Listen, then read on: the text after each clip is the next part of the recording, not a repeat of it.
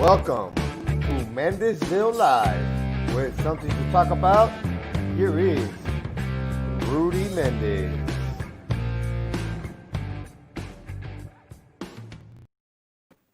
What's going on, Mendezville Live? Welcome to another show.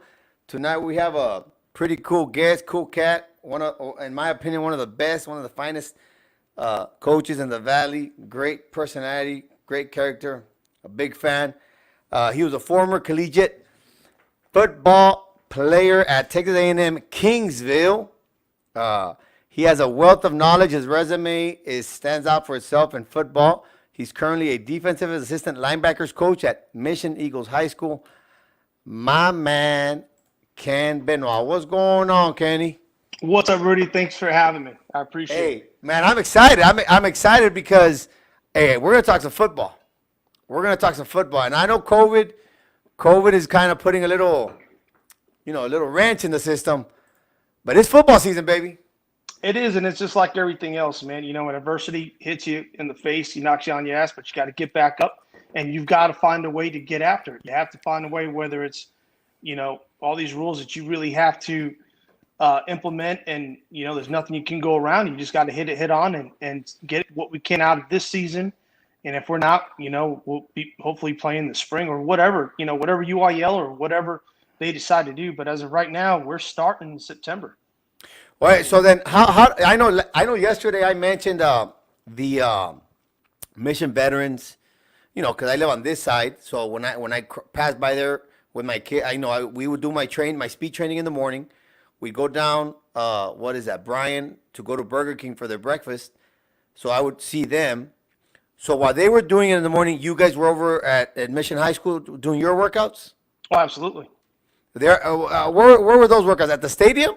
At the stadium, baby. That's where Oh, we're how at. cool is that? That's a nice stadium you guys got over there, man. It's a beautiful, man. It's gorgeous. Don't get me wrong. It's gorgeous. It's not like playing at La Jolla High Stadium, I'll tell you that. La Jolla those is days, nice, bro. hey, those days when we packed that house was amazing. You sit out there. I mean, whether we sucked or not, man, because I know our sophomore year we weren't that good, and our senior year weren't that good. But you were a junior, junior year of mine. When you were junior year, my senior year, that was nice. It was lights out, man. It was lights out. It was an amazing experience. I loved it. Man, and I'll tell you what though about packing that house, and I know most schools, it happened to almost every district, the split and making more high schools and more opportunities for students. But man, back in the day, you had to be at the stadium an hour before. If you want to get good seats, you need to be an hour before, packed. Those were good times, man. And I like it when I get in those conversations with like you, the Luis Peñas, and just people. We reminisce about those good old times and how good that 4-3 defense was, and all those things. And that feeling, man. It just that winning feeling that you knew you were gonna go and you were about to rock whoever was in front of you. So that's pretty neat. But I will say that Mission Stadium is nice. As a coach right now? Let's start with that, and then we'll go rewind and go into your career, and then we'll start into the coaching philosophies, just so people know what kind of conversation we're going to have today. How did COVID affect you guys there in Mission and the training and all that?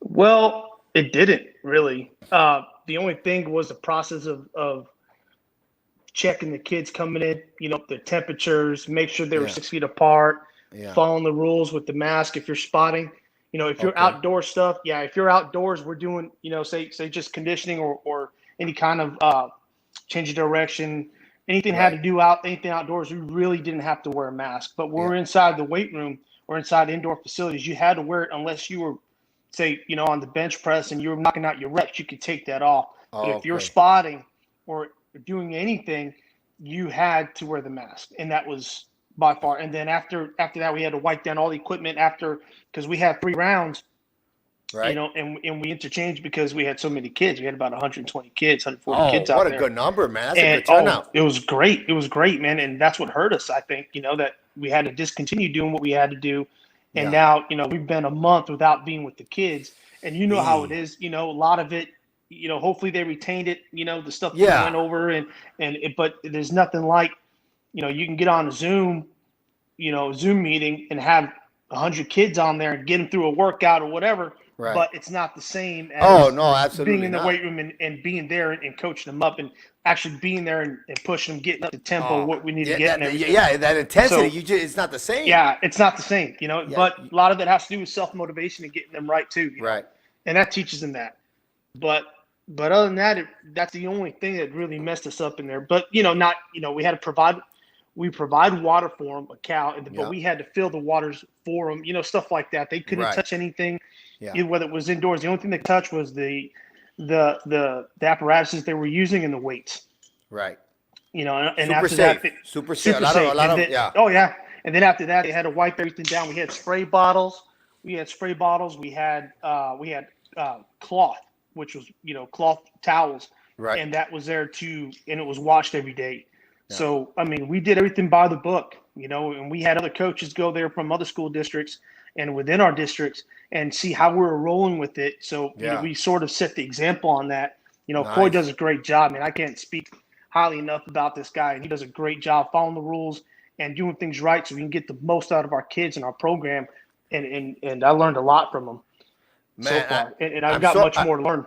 I'm so intrigued by that situation you're in because as a fan, as an NFL fan, you watch like Hard Knocks and, I always wonder like how meticulous those practices must be, like the New England Patriots. And of course, Coy comes from the NFL. And I'm intrigued in knowing a little bit about how that goes through your practice and all that stuff. But we'll get into that, in another segment. Let me during that training, and because COVID is a big deal, right? We're going back to school, football season, the September 27th, all these things. Between you guys, I don't know if you know about vets, but by any chance, if between you and Mission Veterans, were there any COVID cases with any of those students? None. We had a false positive, so we had to shut down for a week. But Okay. that week ended up turning into now. But that kid, it was a false positive. He took the blood, the antibody test, ended up coming out positive. But he had no symptoms. Everybody else was good. But then they like, hey, this it might have been wrong. So they went and they took the nasal swab and he was negative. So that shut us down for a little bit. But to say anybody had a positive case, there was zero. Nice. So I guess everybody's just kind of excited. You can't get too excited, but at the same time you want to get prepared. And so, what does the schedule look like for high school coaches right now? When do you guys start practice, or when's the green light for you guys? That's still up in the air because things can change. Right now, the county judge said that we can't start until September 28th. And then that's when they're going to allow kids to go back physically into school. So we can't work with the kids until we can physically have them to school. Oh, snap. Yeah, but there's places up north now, up north in Texas, like Waco. They're pushing it back to September 8th. Excuse me, young lady. It's okay. No, you man. can put her on the show. Bring her on. It's okay. Don't worry about it. No, it's a family man. show. Hey, I have my son. He peeks in. He opens the door up in here. I'm like, hey, what's up, baby? And he's just like, what's going on? And he's like, good night. And I'm like, all right, good night. No, man, because I've got my water apparatus right here, right? I got my water deal. So she's over here trying to fill the spoons up with water. She's got water all over the floor. Hey, so I'm just like, what are you doing? Perfectly normal. The dad life, baby, the dad life, which is good, man. How times have changed over the years, Oh, man, I love being a father. Hey, I'll tell you what, man. Good times. We'll get into that. So we got COVID. We're up in the air. We're ready. Now let's go into your resume, man. When we're reminiscing about the good old days, the one name for those guys that were in the 97, 98, 99, Kenny Benoit, middle linebacker. How was that playing in La Jolla High School with a bunch of, to me, you guys were a bunch of studs. I mean, just athletic, power, just strong, everything, man. That 4-3 defense, your Homer Castillas, your Bobbies, David Cardenas and all that. So how was that, man? Express how that was for those that are from La Jolla to get into the feeling of what you experienced those Friday nights. Well, before I even get there, you got to understand what the platform that I came from.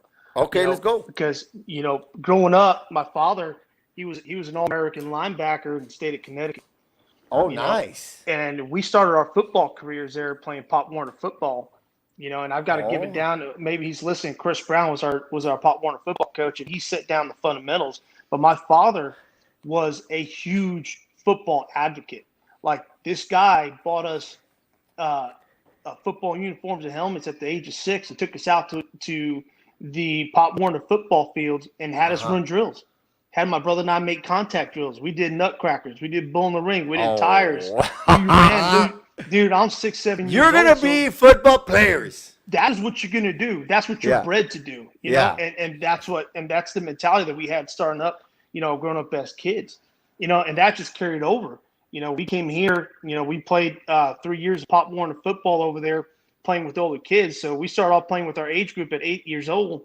My football game, I had to play with pain. My first football game ever. I was tossing ball with Val, and Val could throw a football. He could throw one at a young age. Went right through my hands and split my lip wide open. So I played with 8 stitches as an 8-year-old playing football. Dang. So that was my christening. You know what I mean? Yeah. It's like, welcome to the game. Welcome to welcome to the show. So with that, and then coming here and playing, dude, I just got to say, the junior high staff that we had that I played for, it was at La Jolla Middle School, then went to Chavez. We opened up that baby, with Rudy Garza, Rick Garcia, Ruben Farias, Rick Villarreal were there, Pete Wahadler was there. I mean, those guys did a good job exemplifying the example of who you need to be, what you need to be to play at that level. Because at that time, Mario Pena was the head football coach, and he had and he had linebackers like Joey Garza, Bonkers, and all these dudes that I felt were studs, but I wanted to be better than them. Yeah. But they said, you could be better. You just got to work for it. Just work hard and work hard and work hard. And that's what we did.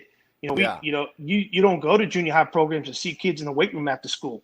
They get kicked out of school and say, don't come back, But we stayed after school and we worked out. We played touch football or whatever, tackle football. They allowed us to stay. We stayed as long as we could, as long as we had a bus ride home. And that's what I loved about La Jolla ISD. There was always buses, and there were 2 rounds, 5:30 and 7:30. I remember that. That was pretty cool. I do remember that. That was wicked, but those bus rides, we wouldn't get home to 10 o'clock because, this was a huge district. Hey, man, let me tell you a story about that bus system back in the day when it was one high school, man. So we're playing basketball, right? I think I was a JV or sophomore year.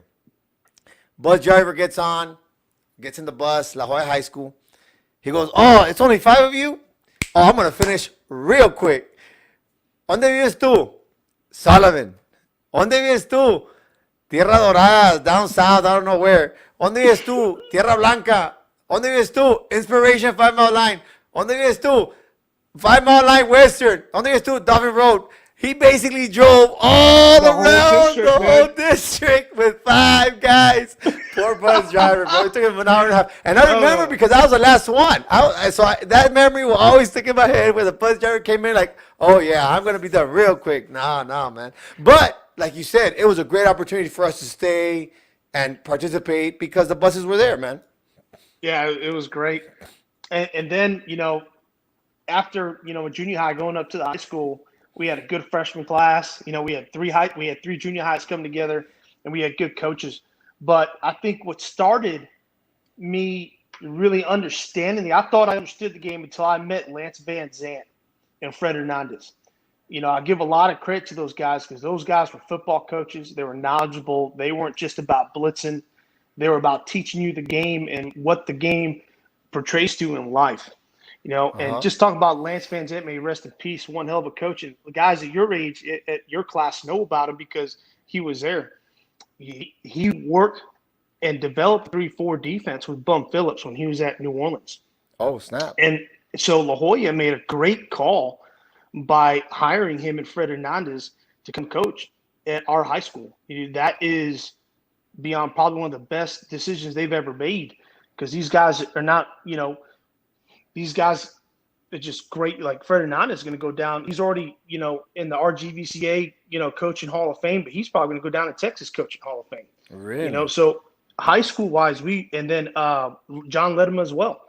He's in that category. So we had that year, and we've had opportunities, to hire great coaches like that, and they did that year. So those guys taught me, what football is all about. in a sense. My father, when someone preaches to you and you don't want to hear it, your Yeah. father's telling you, your father's telling you this and that, blah, blah, blah, blah. And you're just like, yeah, whatever, one ear and out the other. But then, coach tells you, a guy with credentials like that, he tells you, you're just like, oh, shit. Like, I got to get it together. I got to get myself squared away. And those guys just, they not only teach you discipline and toughness, but the smarts of the game. Hey, Ken, you can go play at the next level. You're undersized, so you got to think faster. You got to think smarter. You got to watch more film. And I'm like, what's watching film? Think faster. I just want to hit somebody. I don't go out and knock someone's head off. Woo! That was just natural, man. But they just taught you a different way and how to see things and how to play things and how to read things. Don't get me wrong. I think Marlon Penny's a hell of a football coach. Would I have excelled in football the way I did if I had been under him? I don't know. There's no way. There's no way of knowing. Yeah, there's no way of knowing. Because I played in the 5 in the 53 stack that they did. That freshman year and everything. But it's just a different football game, man. When these guys brought in the 3-4 and the 4-3. Yeah. So I was lucky. I was lucky, very lucky, to have played for them. And the guys who were there, I hope you guys realize that too. These guys are Texas high school. I mean, one's an NFL, probably be in the NFL coach in the Hall of Fame pretty soon too. If his name ever gets nominated, may he rest in peace. He died of cancer not too long ago out in Beaumont, Texas. Oh man, that's tough. That's tough. Yeah, it is. But I mean, at least I'm sure you and many others, thousands, were positively impacted by him and learning what you learned. You know what I'm saying? I mean, he just brought a different character to the game and actually taught football. You can't. It's funny you mentioned film. I introduced film about 2-3 years ago with my 7th graders, and because I wanted to close the gap. I saw that we get to go over a lot of terminology, vocabulary, concept, and understanding. So, and I've seen the progress. I mean, there's always progress from 7th to 8th grade. Always progress. But once I introduce film sessions, they understand the game so much easier in 8th grade. Because, not everybody gets to do Pop Warner the way you did, you and Val did back in the day. So that's something that I'm glad I'm doing. I'm showing them film because of what you said. Once you start watching film, it's a different game and the knowledge of the game. So that's important. So when did you start playing? When did you get to be on the Friday night show, baby? Middle line. When were you the mic? It started in spring of my freshman year when we had spring ball. I was a freshman, and I decided I wanted to be a starting varsity football player, and so I competed. How does that happen? What was that like at home? That having your father, a big football guy. At that time when that all happened, my father got into some trouble, and he wasn't around. Okay. But that was he's always said, you got to do this, you got to do that. This is your mindset. So it was instilled in us to that day. My father always said, by the time you're a sophomore, you better be starting. So that was a goal that I had to reach, and I had set that in my mind, and I got myself mentally prepared. No matter what was going to happen, that's what I was going to do. Uh-huh. So I went out there and I competed as hard as I can, and I competed against some good talent. And like, I don't know if y'all remember Bubba Machacalo, hell of a linebacker. Yeah. I don't think La Jolla gives him enough credit, but I learned a lot from watching him play. Yeah. And especially coming from, a 53 stack defense, his whole life, just coming out running a 3-4 the first time with Lance Van Zandt and Fred Hernandez, bro, it's got to be tough. Yeah. But he did a hell of a job. He ended up being an all-district linebacker. If we had excelled and made the playoffs, he would have been an all-state linebacker. The hardest hitting son of a gun I've ever met in high school. Man, see, I don't remember him because, I wasn't in football, I wasn't in the mix, but I'm sure he was. So how was that 99 year, that playoff year? You go to Eagle Pass. What kind of life was that for you during football season, man? Life was school, home, and football. That's all it was for me. And that's all I dreamt about was making good grades. Thought about what we went over in practice. What are we going to see? How make sure that everyone's lined up. What adjustments are we making in the front and the secondary?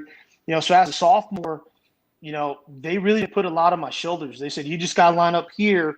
You have to read this guy and just go fly to the football. if this guy does this, you have to drop in a certain area about, and all that stuff. By Yeah. the time it came to my junior and senior year, dude, I ran the whole show. I knew the front, I knew the back into it. I knew where everyone had to line up. I knew what coverage we had to be in every call, in every formation they came out in. And I had to make sure that everything was right for us to be somewhat successful. And And you we know were what? that in that year, man. I tell Yeah. you, we weren't very huge that 99 season, but we were fast and we were Oh, tenacious, bro. Like we oh got after it. man. And when we Yeah. hit people, we hit people. They understood what La Jolla football was all about that year. Yeah. And I give credit. I mean, Fred came in there and it wasn't an aggressive demeanor kind of deal, but it was tough, hard nosed. I'm gonna hit you straight in the mouth, and I'm gonna pick you up, pat you on the ass. I'm gonna do it again, and I'm gonna do it again, and I'm gonna do it again. And Yeah. that's the kind of stuff that we did. It wasn't where we're gonna poke you in the eyes, poke your nose, rip out your gut. No, it wasn't like that, man. It was just like, Yeah, just let's I'll go. see you in 25 seconds or 45 seconds, whatever the clock is. Yeah, I hope you go no huddle so we can hit you even Yeah, more. That's how it was. Yeah, I taught one of my I remember I taught one of my seventh graders, one of my corners. I say, hey, whenever you pop someone, hey, you look at him, you say, I'm gonna see you in 25 seconds. And I'm just doing that to get him confident. Hey, Yeah. you're good enough, right? Get it in your mind. You're gonna hit him. Well, sure enough, this guy he does it in a game, and then he goes, and then he kind of like just does this, and then I said, hey, what? He comes out of the field. I say, hey, what's going on? I was like, yeah, coach. I told him I was gonna see him in 25 seconds. I was like, That's oh, right. See I was that? like, hey, whatever That's works. the mental aspect of it, Yeah, man. yeah. And believe it or not, it's not shit talking. You're not talking No. shit to somebody. You just tell them, get up, man, because it's gonna be here all day. Yeah, It's gonna be here yeah. all day, and you're gonna have to face it.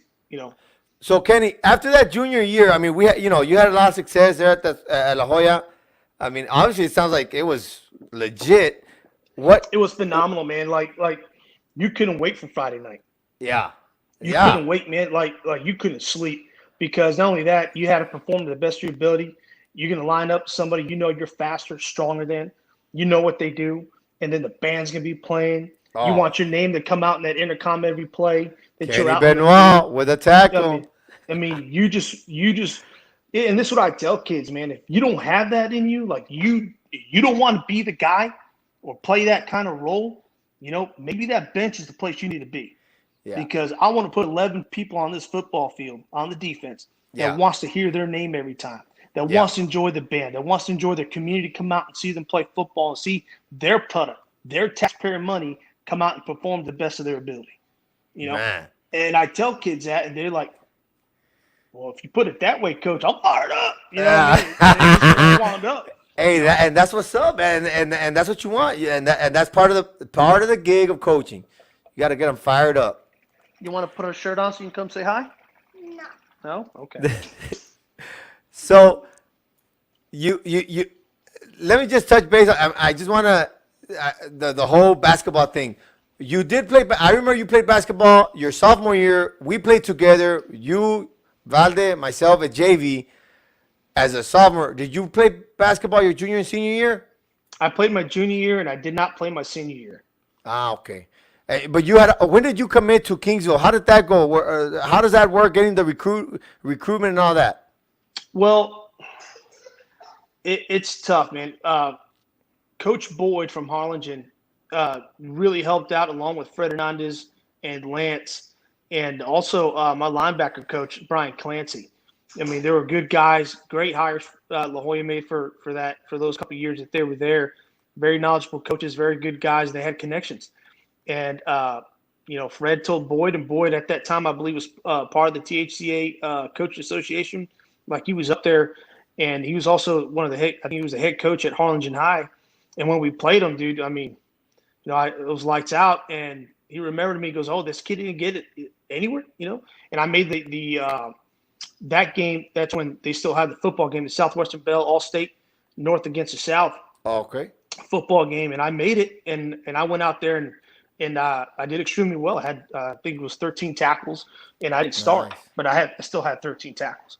Nice. And I played on all special teams, and so I was recruited by Texas Tech.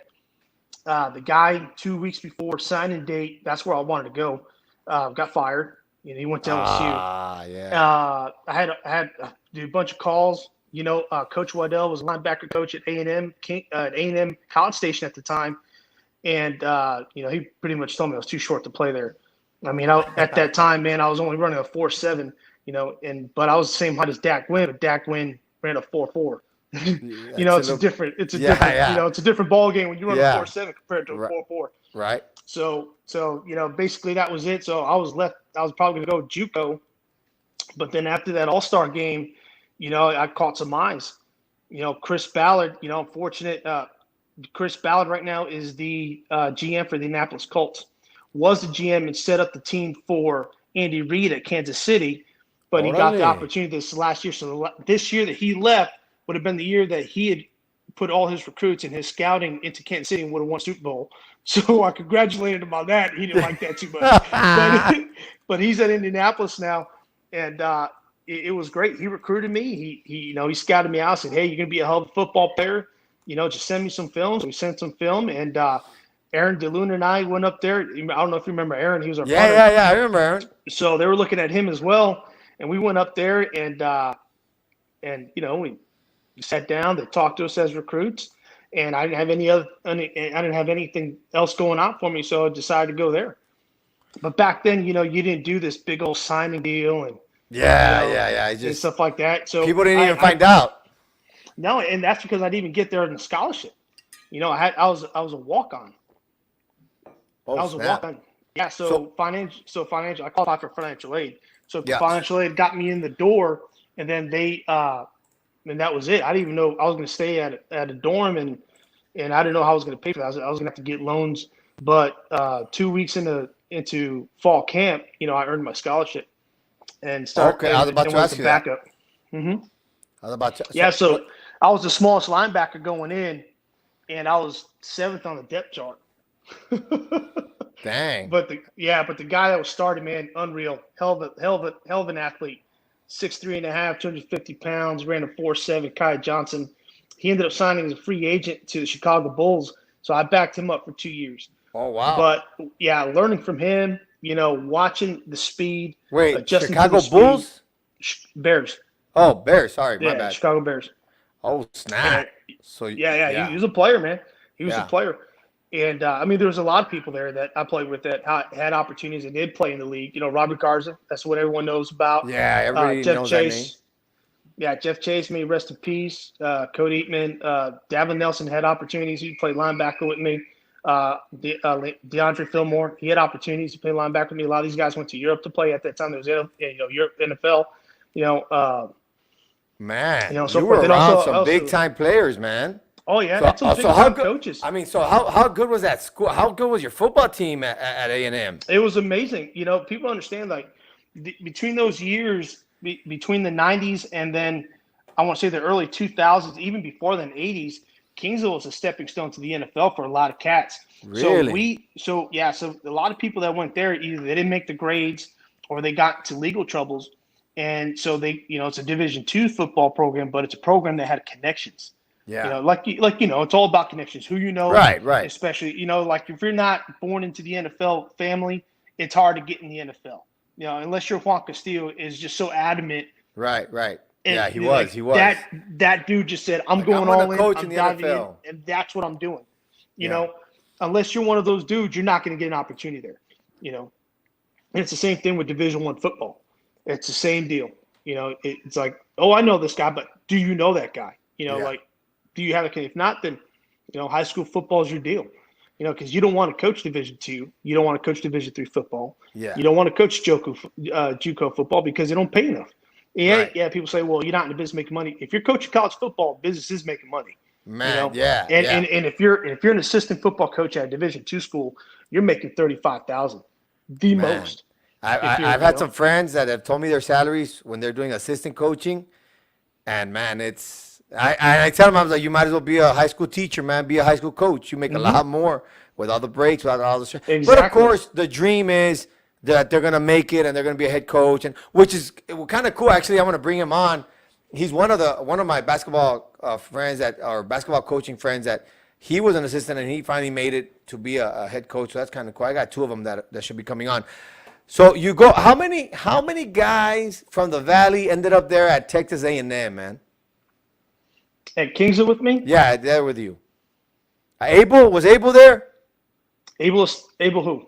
Gonzalez. Oh, absolutely, dude. He was a starting quarterback. Broke records, man. Let, Passing let, records let, and everything. let us bring in a special guest to talk about. I want you guys to talk about and remember times about your good old times back in Kingsville.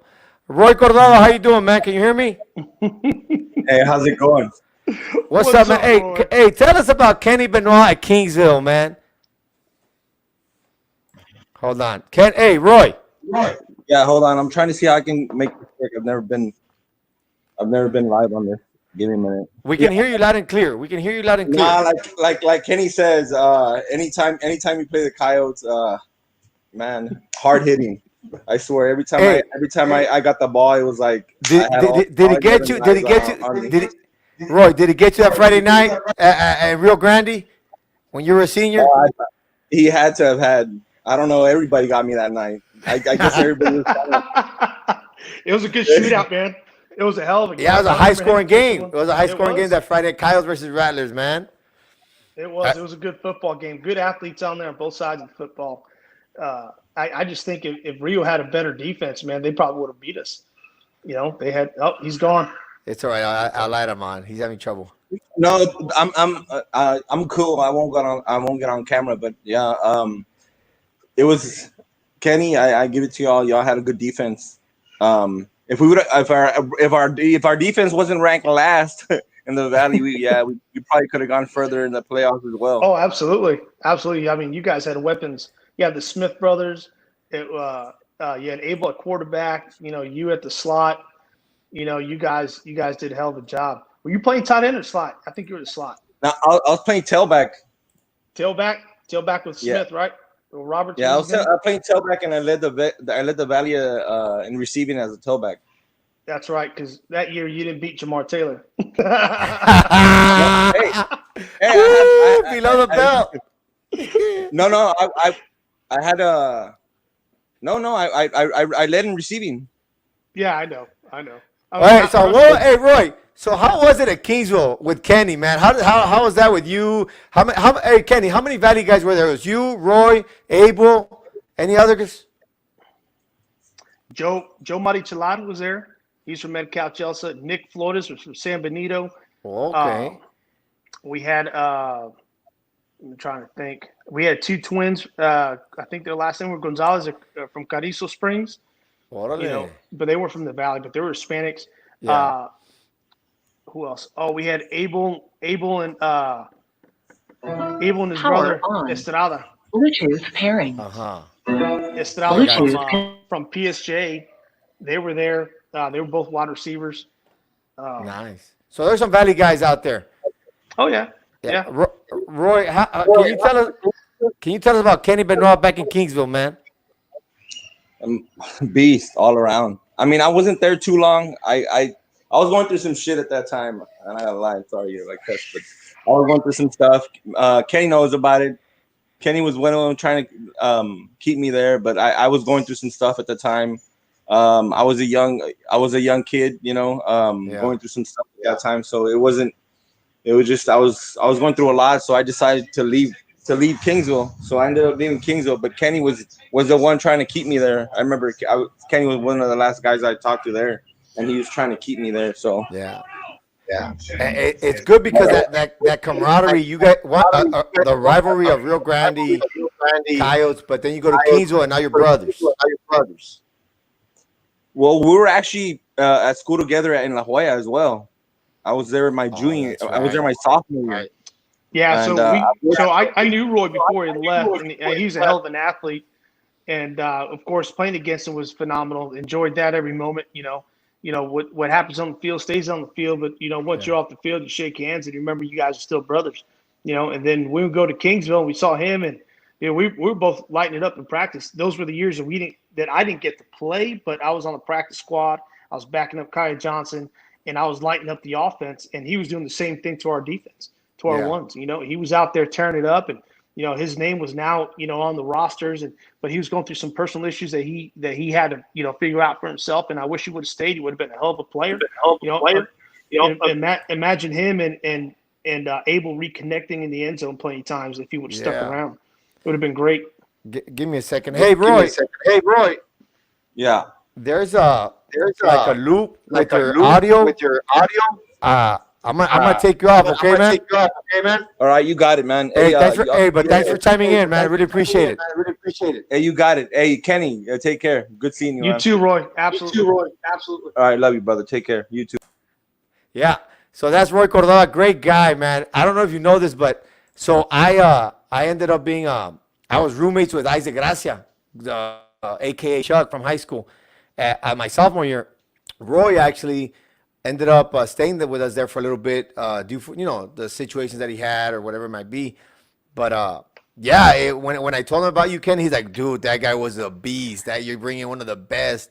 So I guess there's a part of you that you say you worked hard and stuff, but I think a lot of friends and people that have been around you, Kenny, man, we all have the throne of Kenny Benoit, man. You were one of.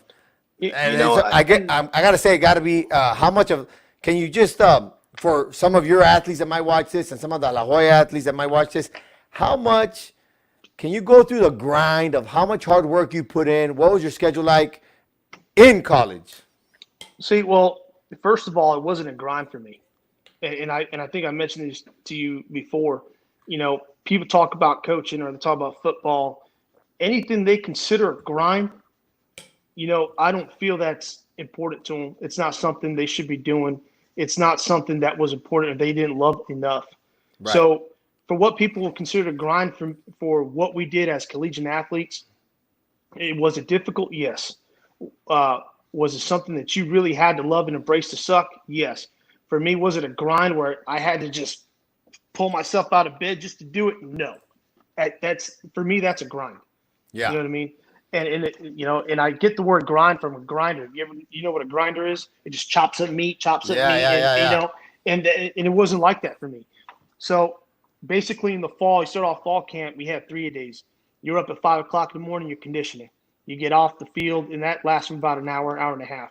You get off the field during meetings. After meetings, film sessions, going over, you better take a notepad because stuff can be installed and you better know it.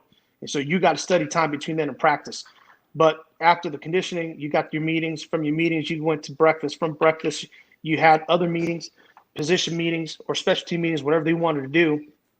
And then you had football practice at 9 a.m., 8:30 sometimes. 9 a.m. Yeah. All that before 9 a.m. Nice. Oh yeah. And this happened for 2 weeks, and no, actually for a week. And then they laid off after a week if we got in what we need to get in. Right. And then after practice, you go to lunch. After lunch, you got 2:00 special teams meeting. You're on the field special teams at 2:30, 3:00, and then you go right into football practice. Your afternoon football practice. What a great day! That sounds like a great day, dude. Loved it, man. You go football 3 times a day. Dude, I was in heaven. It was tiring, but I was in heaven. And then after practice, you had to you went to dinner. After dinner, you had meetings and film sessions till I want to say 8, 9 o'clock at night, and then lights out at 10. So that was just fall camp. And then now, once you get into school hours, you got up and went to school. You did what you had to do. You had to take 12 hours as a minimal. So you took your 12 hours or 15. I took 15 every semester. Right. I had all my classes in the morning. I ate lunch. I worked out at 1:30, 2 o'clock. Excuse me. I worked out at 12:31 because we had meetings at 2, and we're on the field at 3:30.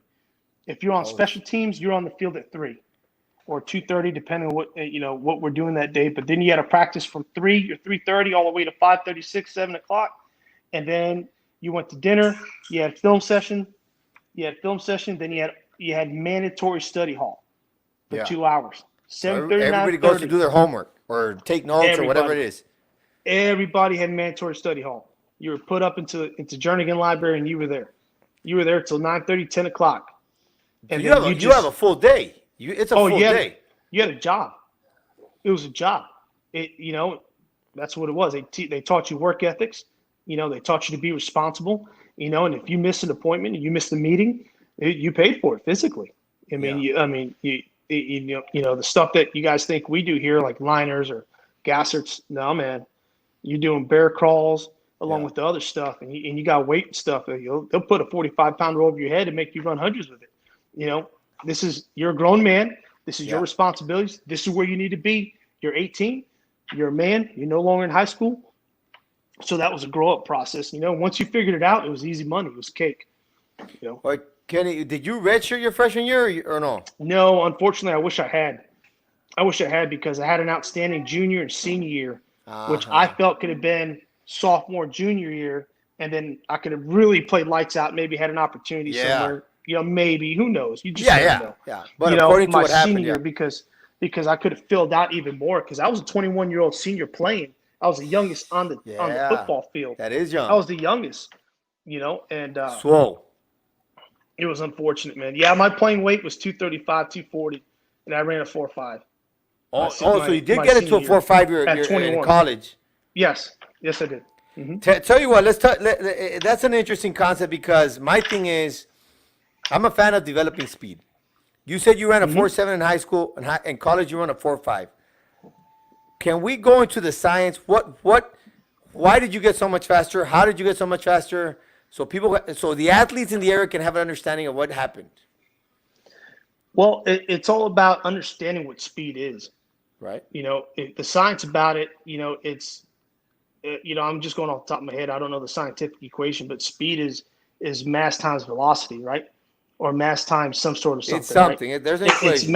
So what the misconception that people think is the bigger you bulkier you get, the slower you get, which is completely false. That is very true. People need to understand, the stronger your muscles are, the bigger they are, the faster you're going to run. So, I started squatting, and I got into the 600-pound plus, squat, deep squat without knee straps. I never heard of knee straps when I was in college, stuff like that. And, they brought in different, equations. There was math, there was science too. So I was fortunate to have 3 strength and conditioning coaches. They don't pay much in Kingsville. So they came in like water, got their resume checked off, A&M Kingsville. Where can I go from here? Yeah. So one of the guys, I forget his name, and he broke it down for us. I was a freshman. He was there. He was actually the strength assistant coach at the Indianapolis Colts after us.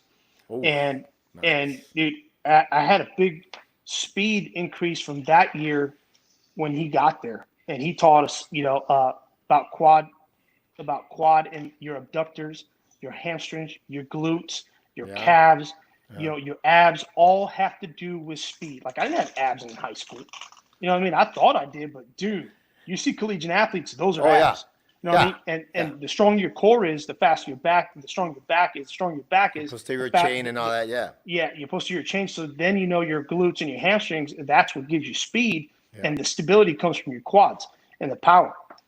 Yeah. But your acceleration and your strength comes from your hamstrings. So that's what he taught us. So we did a lot of hamstring stuff. We did a lot of quad stuff. We did a lot of glute stuff. We did a lot of abductor stuff, a lot of groin stuff. So from there, it carried off into a guy named Fernando Trevino, who was the strength conditioning coach at Texas Tech. He was there when Zach Thomas was there. When Kingsbury was there. When Kingsbury was there, and now Kingsbury's a head coach somewhere in college, or I think he's in the league now at Arizona or something like that. I don't know where he's at. Mm-hmm. And he brought that program to us. And there's guys that just, if they ran 4.8s, they're running 4.6s. They ran 4.7s, they're running 4.5s. They're running 4.6s, they're running 4.4s. Yeah. At least 2/10 of a second, man. That's a lot. Hey, 2/10 of a second in the 40 is a lot. And people don't understand that. You know, it's you might think it's an arm's length away, but an arm's length away comes from making a play or not. Oh, for sure. This is the way I tell my athletes. It's millions of dollars at stake in the contract. It's millions of dollars at stake. And they're like, but that's what it is. It's a big difference. Oh, yeah, definitely. It's funny you mentioned that. I want to I want to touch on that for some of the audience and the listeners, with speed. Two things. One, growing up, basketball program, never lifted weights. I mean, I did, but I didn't compared to what I know now. But my thing was back in the day, hey, you can't lift weights because if you lift weights, one, it's going to mess up your form. Not true. There's science behind it. When you lift, when you shoot, all that stuff. Two is, well, you don't want to get too big because then you're gonna lose. You're not gonna be as quick. You're not gonna be as fast. Total opposite. So I never lifted squats. I never did deadlifts, power cleans. I was told not to. Just do your plyos. I mean, thankfully, I thought I was fairly quick. I could jump high enough to grab the rim. Years later, I get my boy. He's a collegiate soccer player. He was at Juarez Lincoln, Mozo. They call him Mozo. Manny Castrejón, I think his name is. I can't remember his real name because his nickname. This kid, skinny kid, college is looking for him everywhere. You go to college, you have all this time, all these workouts. Man, the guy is swole. And the very first question I asked him was, how much did that affect your speed? And he goes, Coach, I'm way faster. He goes, I'm way faster. So I'm glad you touched on that because people need to know that, athletes need to know that if you're stronger and you work on speed, you're going to get faster. Not only that, and here's the base of it. A lot of people think, if they're not educated in strength and speed development, people understand that running is vertical. You have to divide the law. You have to defy the law of physics. You have to fight 9.8 meters per second squared. Right. Yeah. That's the law of gravity. You've got to beat that, and the stronger you are, the more you get to defy that law. Yeah. And it's not. People think that running. Oh, you're running this way, so it's lateral movement. It is lateral movement, but that's not what you're fighting against. Yeah. So when we trained speed wise, we did a lot of vertical movements. Oh, yeah. We'd go into the swimming pool. And everything was vertical. Yeah. Everything was. Oh man, you're talking my language now. Vertical. You're talking my language now. High knees. It wasn't. I don't know how further you want to get with your high knees. It's all about getting up, and up, and that went from being a mediocre defense, mediocre athlete to being good to great athletes. Yeah. You know what I'm saying? So when people educate themselves and understand that the speed is vertically compared to horizontally, they'll be in a much better world when it is to strength and conditioning and speed improvement people. Yeah. And that starts at a young age because then right there you start developing those muscle fibers to run vertically instead of horizontally. Yeah. And then they'll be ahead of other people. Man, and I'm sure we're not the only ones that know this, and I'm glad as coaches now, in the science that's out there, the articles that are out there, that we're there to teach the kids to get to, instead of a Kenny Benoit at a 4.7, it could now be Kenny Benoit at a 4.5 in high school. You know what I'm saying? Well, I mean, also you got to think about age and muscle development at that age. Being a young 17-year-old, sometimes some kids aren't just gifted with it, and they really got to work at it. True, that's a fact. That's a fact. Some people develop faster than others. It all depends on growth and development through that certain individual. So yeah, I can't say I could have ran a 4.5 in high school because dude, we did everything. We did a little less stuff in high school than what we did in college, but combining those two, I think what I learned in high school lifting to college lifting combined to assist in me getting faster. Right. And then me just putting in the work. Yeah. Me being a team player, putting the work for the team, not only for me but for the team, allowed me to get to that speed. Yeah. And I'm glad you mentioned that because that's another debate that I have going with my cousin and some other people in the area is the whole red shirting, holding your kid back, and some are for it, some are against it. And some people say it's cheating. Others say you're not breaking any rules, you're giving your kid an advantage, but that's a totally different subject. But I just wanted to mention that comes into play because you got chronological age, biological age, and then you got skill set age. Some kids are, you're 15, I'm 15. Well, yeah, but you're 15 performing like a 17-year-old, I'm 15 performing like a 15-year-old, and then you got the kid that's 15 performing like a 13-year-old. Everyone's different. Everybody has that progress different, but maybe 15 is not the right age to say. Maybe like a 12-year-old, 11-year-old when you're getting your motor skills going or whatever it may be. But either way, there's even my brother says there's early bloomers, there's late bloomers.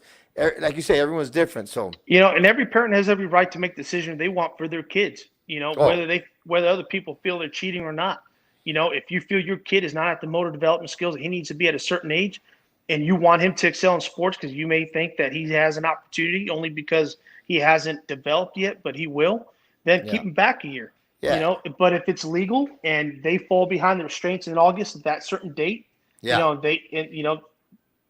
School districts didn't make that rule. Yeah. UIL stated that rule. Yeah. It's perfectly legal. There's nothing wrong with it. And If you you want know to call what? that, if you want to call that cheating, that's just people who don't know the rule and just don't pretty much understand what's really going Yeah, on. and you get. I mean, I see it. I mean, I'm sure you see it with the freshmen and some sophomores. I see it a lot with sixth, seventh, and eighth graders where there's some kids that they need that extra year to develop, to mature, to be on the same page. So that's just the way it is. Well, Rudy, that nowadays, I worked in an elementary setting for 2 years. Yeah. That falls on us.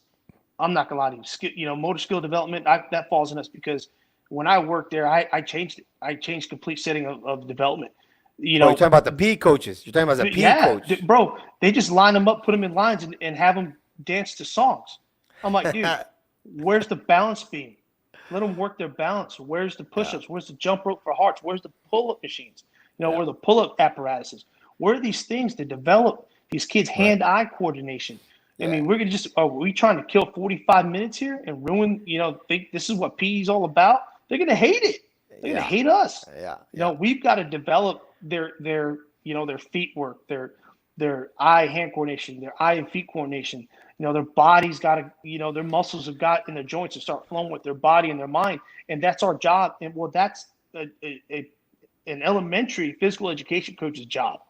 If you're there to milk the system and you're just going to line them up and play songs, but then again, what else can you do when you've got 120 kids, you got an entire grade level, there's only 2 coaches in a small facility.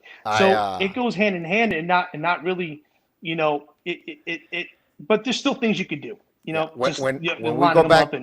when we go back to school and everything kind of gets back to normal, I'm going to message you some videos.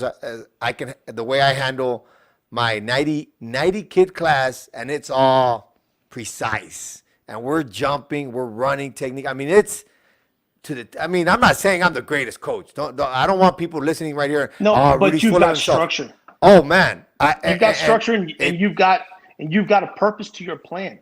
You have to. To your rhyme. You have to. My thing is, these guys getting out of my junior high, I have a big responsibility, and I guess it's part of the ego. Because I mean, we all know I have a little bit of an ego, but because of that ego, I hold myself to a higher standard. Be like, wait a minute, if I'm going to talk all this trash, I better make sure I deliver.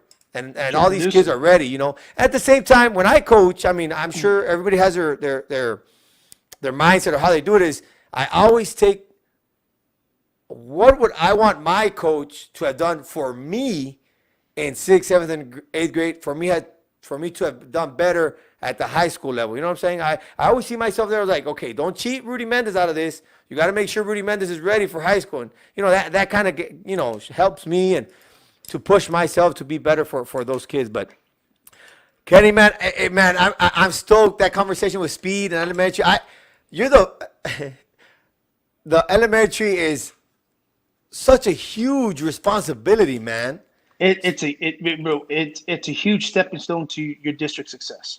Oh man! I mean, your athletic coordinator has got to be involved somehow in the development. And I got to say that you've got to be there every day, but you got to know who your elementary feeders are to your junior highs and have some sort of liability, with them stating what are you doing to produce or to help these kids physically, develop. I mean, are you here just playing, patty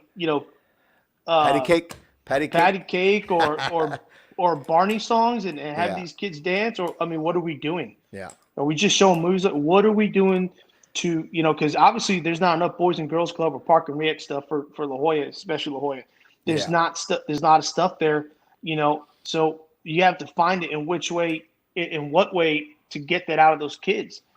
Let's visit that for a minute. You talk about Boys and Girls Club, and we talked about this earlier before we went live. Talk to us real quick, seeing that we're on the subject of elementary and Boys and Girls Club and all that. Talk to us real quick on what kind of, you were telling me about the system that Coy does and with the Parks and Rec and Boys and Girls Club. Well, I'm very fortunate to be able to coach with or for Coy Dittmer. I mean, he's a hell of a stand-up guy. But what I've learned from him, and I've only been here for a short time here in Mission, in which I'm not gonna lie to you, man, it's been a great experience so far. he's got his hand. And I'm not saying that he's physically there all the time. I'm not saying that he's like telling people what to do and how to, how he wants things run, because that's not what he's doing. That what I've seen. But what I've seen is that he goes down to Pop Warner football and he shows his face. He talks to parents. He talks to kids. He's like, hey, we're Mission Eagles. You're coming to Mission, to our boys and girls club, and you're playing in this league. We want you to be an Eagle. It's all about Eagle pride.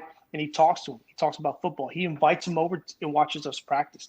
It has our high school standout kids, our student athletes, talk to him after practice. Oh, Gets what to a meet great! the kids. Oh, Oh, that's dude. so awesome for a young kid, and that's man. Pop Warner, and then he goes into the boys and girls clubs, and he's got a hand. He visits the junior highs. Coaches, what do you need? What kid are you looking at? What's going on with your development program here? What are you doing in the off season?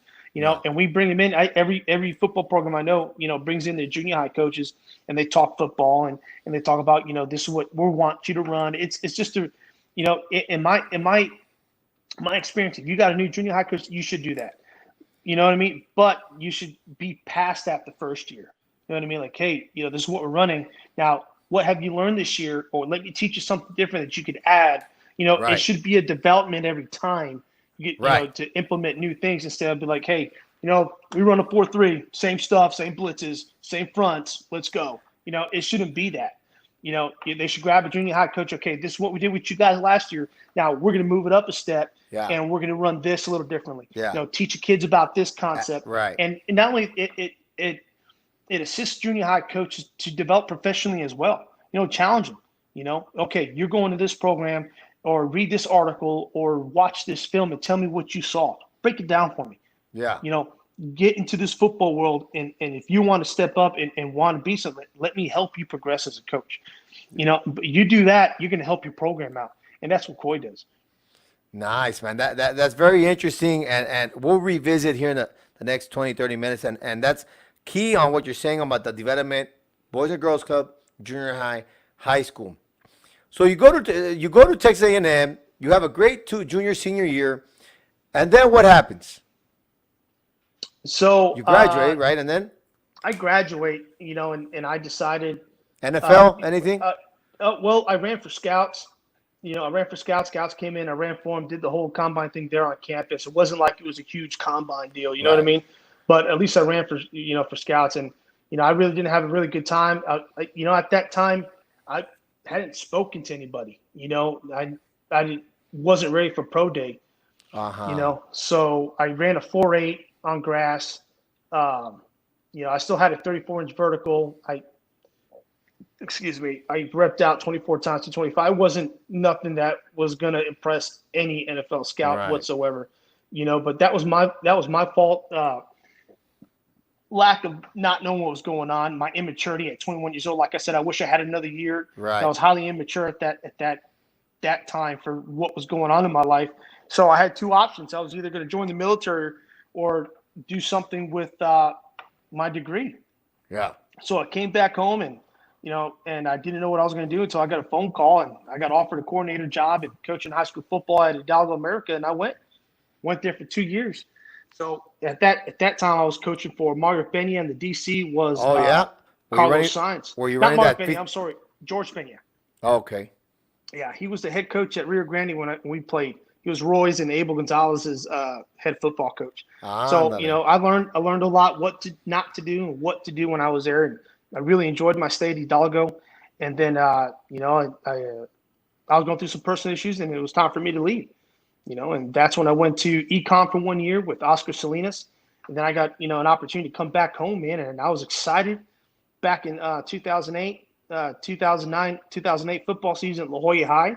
I was there with Leonel Casas and Marcelino de la Fuente was the DC. And I got to work with some great guys like Kevin Whaley. God, I'm trying to remember coach's name, man. Don't be offended if you're on here and I can't remember your name, man. You're a hell of a coach. You coach D-line, dude, white guy. Good guy, man. Yeah. I got to work with a lot of good people. So you were only in La Jolla. You were at Economides 1 year and then La Jolla for 1 year? For 1 year. So I felt bad. I didn't want to leave, but Fred Hernandez calls me again with Oscar Salinas. Fred gets a DC job, and they offer me the special team coordinator job. and coaching. He said, "You're going to be my assistant DC. You're going to coach my backers, and you're going to be the special team coordinator. You're going to run it all." And I said, "I'm in." But first, I took it to the guys upstairs, and I said, "Look, man, I don't want to Coach Clark. This. Were you talking about Coach Clark? Yeah, Coach Clark. Yeah, Frank Clark. Frank Clark, dude, he was a stud. Love that dude. And your brother's shout out to my brother, man. No, it's a Val Eric Ochoa. Eric Ochoa is the one that. Oh, and then Benoit, yeah, your brother as well, Frank Clark, yeah. Frank Clark, good man. Hey, Val, huge competitor. Love that man to death, man. He's a better man than me, I'll tell you that. But, so you go to where did you go with after La Jolla? I went back to econ. I went back to econ. I was special coordinator. I was special coordinator and assistant DC and running the backers for Fred Hernandez. And dude, I just learned so much there with that guy, dude. I assisted making his playbook or revamping his playbook, 8 different coverages. We ran a 50, we ran a 4-3, we ran a 3-4, we ran a split 6, you name it, we ran it. Terminology, it was phenomenal. We were running NFL stuff, but it's just, sometimes you got good football seasons, sometimes you don't. But that's when I learned. Go ahead. That's the time I learned that it's not always about X's and O's. It's not about W's and L's. It's about developing young men. Because I was still out of high school. I mean, straight out of college, man. I was 20. Bro, I started coaching at 22 years old. 4 years. I was 24, 25. And I was just like, football. We gotta win. Yeah. But then you get to a point in your career, it's like it's not all about the W's and the L's, man. It's about growth and development and teaching young men what football can do for their lives and how life relates to this game and how this game can prepare them for life. Oh man, and I think you're right. I would have to 100% agree with you on that. In the coaching sense, when you come in young, I mean, I came into the profession at 30 years old.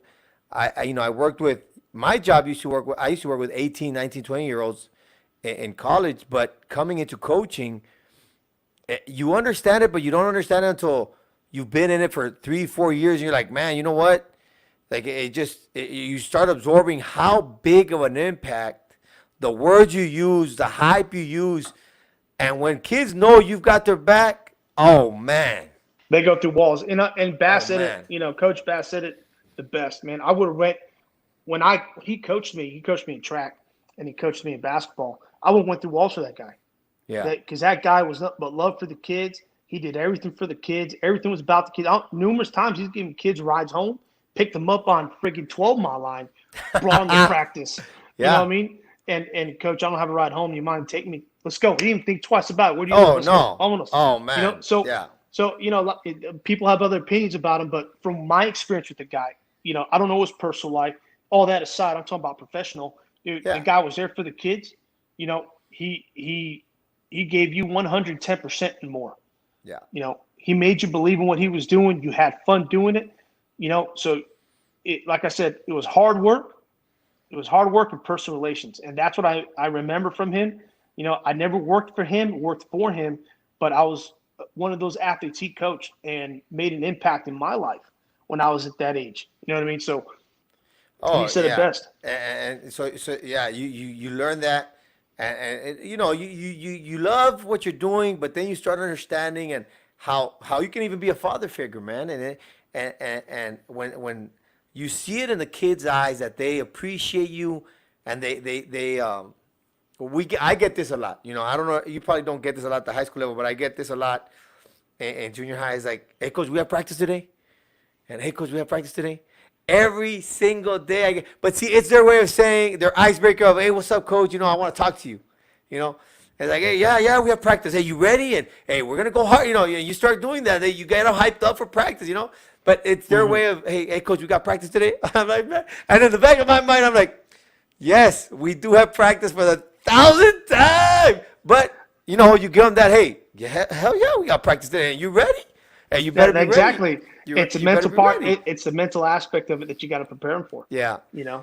So here's something I want to touch on. The economics thing is, so you go to econ, which by the way, I'm a big fan of their colors because orange and blue and UTSA, right? But nothing like red and white They from were La Jolla. nice. They're nice. I like that color combination. Yeah, but nothing like red and white from La Jolla. But No, you're with you're the right, maroon. Richard. You're dealing with maroon and whatever colors you're dealing. But I respect that. It's a profession. Uh, Going to econ, being fairly new, I know econ had struggles because the split. Juarez Lincoln had the split. Then I know you also went to where you have my picture as a referee. What was it? What is PSJ that? Southwest. Yeah. So how is it dealing with those programs that are fairly new?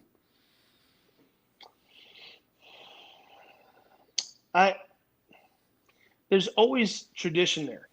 There's always something, and you have to. Okay, so what I've learned is that you've got to understand the culture of those new high schools. You got to grasp around the community. You got to find out what this community is all about. And both those communities I went to were low socioeconomic kids.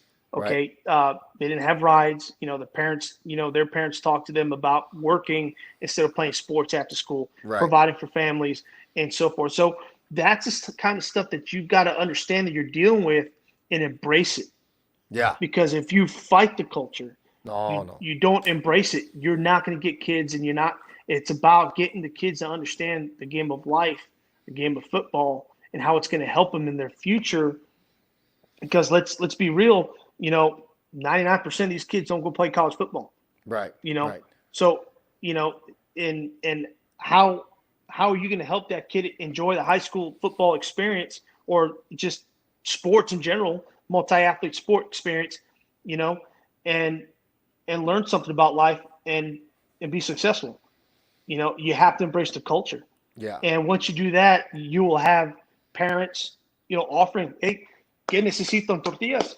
You guys need some tortillas before the game. Delicious. Huevitos or something for the kids. Yeah, of course. They buy in. They buy in. And the kids buy in. They see you, they see that you embrace them. You're part of them. That's how it's got to be if you go to those places. I've made great contacts everywhere I've gone. Econ. I've got a lot of kids who've been successful out of there.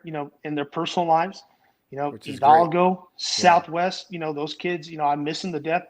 That was a high impact place that I went to, for me, because was that where I had to do with those kids. PSJ Southwest, where you ended up after Economides?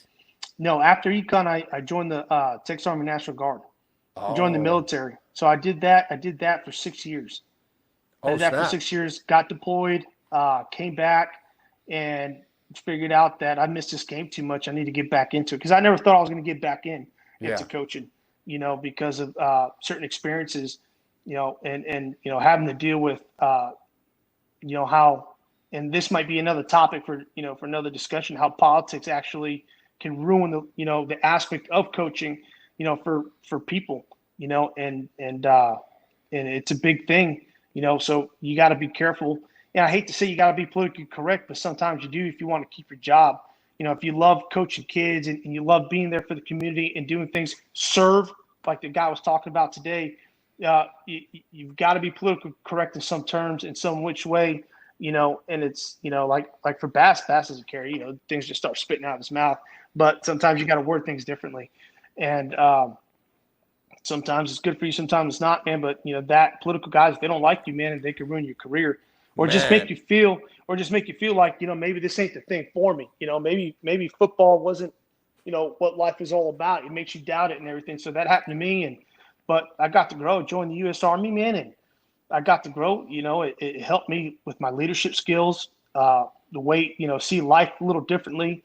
It grounded me, instead of being wild and a young buck, and it grounded me and made me see the world in a different light.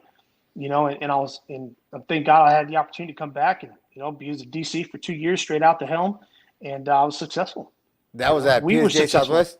Yeah, we were successful defensively. Now, as a team, we struggled. And, of course, when you work at socioeconomic areas, you're always going to have problems in numbers. Yeah. Kids don't have rides. They can't show up. Their culture, tell them they need a job. They need to help their family, because the Hispanic culture, the Mexican culture, it's a family unity. Everyone lives in one house. Everyone's got to contribute. And Yeah, man. everybody's got to pay the bills, and it starts at 16 years old, even earlier. You got kids working out in fields. You got a lot of migrants, especially at Southwest. You had migrants, econ migrants.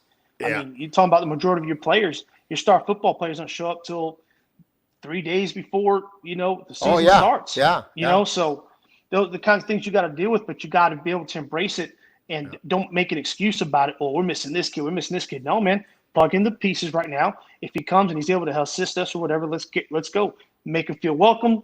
He may be a little behind, but you still got to keep going. It's interesting you mentioned the politics of it, and as a coach, especially football, whatever people say or do, politics is part of the game. It's there. It's always there. If you say something wrong or you don't please someone, it's always going to. If we're gonna be honest, Mendezville Live is part of the game. Yesterday we talked about it with Bass. Excuse me. There's got to come a point where if you're good with the kids and you motivate them, and if your job, I feel that an athletic director, I guess I'm coming from the university level, the athletic director's job to find coaches that are going to be doing well for the program, the numbers, the participation. Winning depends on the situation. You got to be understandable. You've got to hire coaches that are going to put the good product on the court, on the field, on the track, in the pool. Who's going to represent or give the name academically as well. Yeah. Put the name UTSA on the map athletically and academically. Yeah. You've got to produce a good product. And how you get along with an adult doesn't matter. It doesn't matter. Especially if you're, to me personally, like I said again, the way I board members at the university level. You take care of whatever you take care of. I got hired to take care of my program, right? And I think too many times, and from what I hear across the valley, because I referee and a lot of the referees are coaches, is okay, my board over here and my board over there gets in the mix. The board is just there to watch, and make sure no one takes advantage of their job or whatever it may be. But like you say. We need to, there's got to be a way where we can change that culture of the whole politics and the whole board and just get the best adult professional, Kenny Benoit, Valde Benoit, just whoever that's going to be good for the kids. Now, of course, you don't want to, just because you're good with the kids doesn't mean you get to badmouth or be negative with people either. You still got to have a good personality. You've got to be professional. You've got to be approachable. Yeah, You've got to be. You've got to be able to sit there and listen to somebody without being upset. I mean, everyone's entitled to their God-given ability to say whatever they got to say and say what they've got to feel, and you've got to respect that. No doubt. I'm not gonna lie to you. I had a hard time understanding that concept. I did, and it took me a while to understand that. And dude, I was hard-nosed, man. I was like, but it's a part of growing up, man. It's part of understanding and realizing how this really works. It's just what it is, and you got to accept it, man. Like I said, you got to face adversity, and if you expect to teach it, you've got to live it. Yeah. It's unfortunate, but some people have to. Was when you were at PSJ Southwest? Am I wrong? What's his name? There's a guy from STC, flag football player. I think he was there with you. Did you guys run that veer offense with Longoria? By any chance? Well, Carlos, yes. Then No. We did not. Carlos was going to start it, but he ended up he got hired at La Jolla as the OC. So he was there 1 year. We ran a spread offense. Okay. And then he was transitioning into the veer, into the triple option out of the flexbone option, and he took that with him to La Jolla. Yeah. Yeah. So my buddy, I can't remember for the life of me. I can't remember his name. We used to duke it out. He was at SEC and I was at UTSA with flag football. I don't know. He's from PSG. Rigo de la Cerda? That guy. Rigo, bro. That guy. Rigo was my safeties coach. And then he didn't stick around the second year. He coached for me 1 year, and then he didn't stick around the second year and ended up going to Mercedes. Yeah, he's at Mercedes. He's a secondary coach at Mercedes. Yeah, he's a hell of a guy, man. Yeah. Good, hard-working guy. Yeah. Good guy. I knew that because I remember him posting something about I'm becoming a fan of the veer. I didn't know what the veer was at the time. And then lo and behold, I learned the veer now. And it's kind of nice. I like it. So yeah, man, just politics and high school sports. It's part of the gig. Hey, it is what it is. You just got to know how to maneuver around it. Don't lose your job over it, whatever it may be. I don't know. I just think you got to embrace it. You Yeah. have to embrace it. I'm not saying you got to choose a side, but you've got to be able to understand that it's going to be in there. It's going to be in that window, and you fight it, then you're going to have a miserable time coaching, because you're going to spend energy, fighting, dealing with politics, other than concentrating on what you need to do. And what Right. you need to do is develop young boys into men, so they're ready to step off that. Once they're done stepping off that football field, they hang up their cleats. If they've gotten an opportunity to move on and play at the next level, God bless them. If they don't, they're ready, because of your interaction and your development as a young man, to step out either into the workforce, be a responsible adult, or, God bless, do whatever you got to do, to live your life. Be a good citizen in the community. Yes, absolutely. Be a good citizen in the community. And we have, I'll tell you what, man, we have that great responsibility, man. As coaches, they just listen. They just listen, and we can guide them. Well, because they understand you put in the hours for them. Once they understand what you do, I mean, not everybody gets up at 5, 6 o'clock in the morning, has to take care of their family. Then they got to teach all day, and then they got to coach and be with you for an extra 3, 4 hours after school, and then prepare you for the next day, and then do their work, and then be a father. Once they understand that, and they don't grasp that till they're probably juniors, But once they do that, man, they understand. They go through walls for you. They respect you more. And once you say something and you mean it, they know you mean it. Yeah. And I've been, you've got to practice what you preach. Kids can see through men. Kids can see through a man who's bullshitting, a man's not really about them. They can see through a guy who's there for the money and not for them. Yeah. So, oh yeah. And I've seen it. And it's unfortunate throughout my years of coaching. Right. Not only in coaching, even in the military. If they had an NCO that was there because, sergeant, somebody in charge of, who was there because of who they knew but didn't have the credentials, he was there because of whatever reason, or like an officer, didn't know really what was going on. NCOs, sergeants didn't really listen to him. Yeah. So it's everywhere in life. So you got to teach them.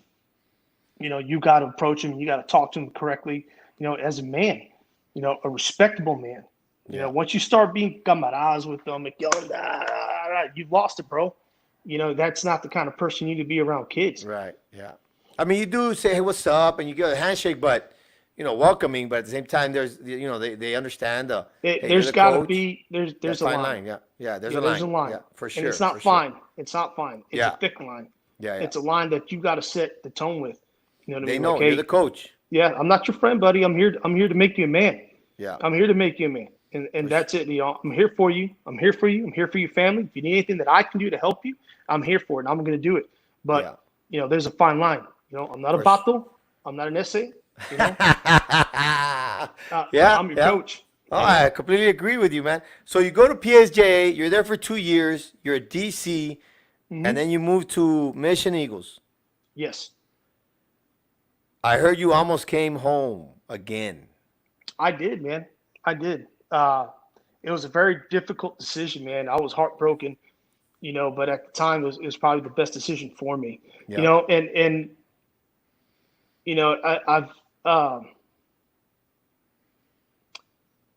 I want to come back one day. It's in my heart. I'm a Cody for life. I bleed red, or anywhere in the school district. This is where I was given the opportunity to be who I am today. Right. I enjoyed it. I love the people. Since I'm not from the area, I had a hard time growing up here because, I didn't know the culture. Tejano music wasn't on my recorded cassette list. I was 94.5 all the time. Back in the day, yeah. You know what I'm saying? But I was never, I didn't know how to dance cumbias and stuff like that. I just wasn't, I didn't grow up with anybody here until I got here in my junior high years. And is that when you moved? Is that when you moved down to the Valley? Yeah. In what, 6th grade, 7th grade? 6th grade. 6th grade. Orale. Mm-hmm. So nice. but you still meet good people here and you love the area. It's a great place, I think, to raise kids. There's stuff to do. There's good culture here. My wife's family, she's, her roots are in Benitas, and it's beautiful. Oh, yeah. I love it. I love, I love that. I don't have that here. I've got my mother, my twin brother, and my sister, and that's it. Yeah. So I enjoy that, and getting to know these people, our community, La Jolla, and that goes from Sullivan City all the way down to 7 Mile Line and further, and all the way down to Inspiration and all the way down to the river. Man, that's our zone. And Ojo de Agua, except, we're on those bus rides late at night. We got to go through Scott Lane, Yeah. You know what I mean? Yeah. Hey, things have changed. times. Things have changed. I know. But yeah, man, I know what you're saying, man. Good times back in the day. So, and I will say this though, when I heard that, you had the opportunity and you had to make a choice, I'm like, man, I mean, I can't blame the guy, Kenny. He's gonna go work for an NFL player. It'd be awesome. Not to say that other coaches aren't good. It's just the opportunity to work with that mindset and to see what you learn. So now that we're there in Mission, how is that going, man? So there was 2 factors in my decision making, and I'll be honest with you. One was the school setting. If I had taken the La Jolla job, I'd be off campus teaching 6 classes. Okay. The Mission job allowed me to be in the classroom on campus in an easy setting where I can really focus on coaching. And I'll be honest with you, I'm in coaching to teach football as a way teach life from the game of football and multiple sports. Okay, multiple sport athletes. I don't think it's like for kids. There's kids that just come to school just to play sports. Right. If sports wasn't involved in their life, they probably wouldn't be in school. True. And that's how I feel with the field of education. I'm there. I promote education 110%. But if I had to just be a high school teacher, I don't know if I could be doing that. You know what I mean? I'd probably be in the oil fields making $2,000, $2,500 a week. Right. Or finding a job, that makes a lot of money, but I'm not in it for the money. I'm in it, because I love this game. I love what this game's done for me, and I want to express that to anyone I coach, and make that a fundamental base of it. So that was a factor. And the other factor was was what learning experience I would have gotten Mission. Like I'm fortunate to work with a guy. His name is Chris Castillo. He's the defensive coordinator. He coached for Dave Aranda. Dave Aranda now, he just won the national championship as the defensive coordinator at LSU, and now the head coach at Baylor. Wow. Yeah. Yeah. So that pedigree. He coached. Oh, dude, he's football. He's what football's about. And he's a great person. I'm learning so much from him compared to what I've learned prior to. It all goes hand in hand. But the great thing is in how he implements it and how the kids learn it. There's different ways of teaching football, and there's different ways, like you said, there's many ways to skin a cat. There's many ways to coach football and teach football. People are like, oh, well, it's too complicated, it's too much. No, it depends on how you teach it. And you can't down. Give them the progression. Not only that, break it down. If you teach kids to be dumb, they're going to be dumb. You teach people to be stupid, they're going to be stupid. You teach kids to think and be smart, they're going to be smart in reality. Yeah, in life. They'll pick it up. You know what I mean? So when people say, oh, that's too much stuff, there's no such thing. Because what's life about? One thing's here, one comes here, this problem comes here, this problem comes here. You got to multitask and understand and grasp everything that's coming at you, and then still hit adversity and be successful. You know what I mean? Yeah. So if you can't teach them that, they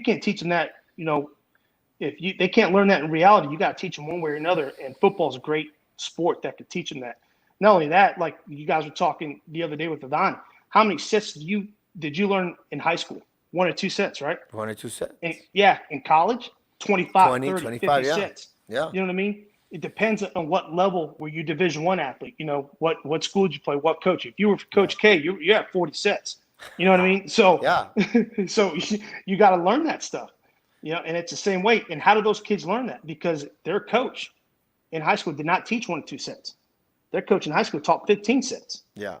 Got them ready to learn 20, 25 so they can excel to the next level. And if they didn't, those kids that didn't excel or go to the next level to play, they had a foundation of there's going to be a lot of things given to you in life, and you've got to be able to succeed and do your best with what you were given. You know what I mean? Yeah. No, absolutely, man. I have some notes here written down. Sure. Where we understand you're there. I mean, you know your stuff, but at the same time, you're learning. I like to think I do. Yeah, but at the same time, you're learning, right? You can't. I mean, I take it you're not the guy. Well, I already know everything. It's like, no, we gotta. Every day we're learning different perspectives, and would you say you're with a great staff? You know when you're a good, not good, but when guys knowledgeable like our head coach and our defense coordinator and our offense coordinator, they come and they ask you like, hey, what do you think about this? Do you think about that? And there's others that don't get asked like, you're doing something right. You might know a thing or two. You know what I'm saying? And I'm very fortunate. Excuse me. Yes, baby. No, go ahead.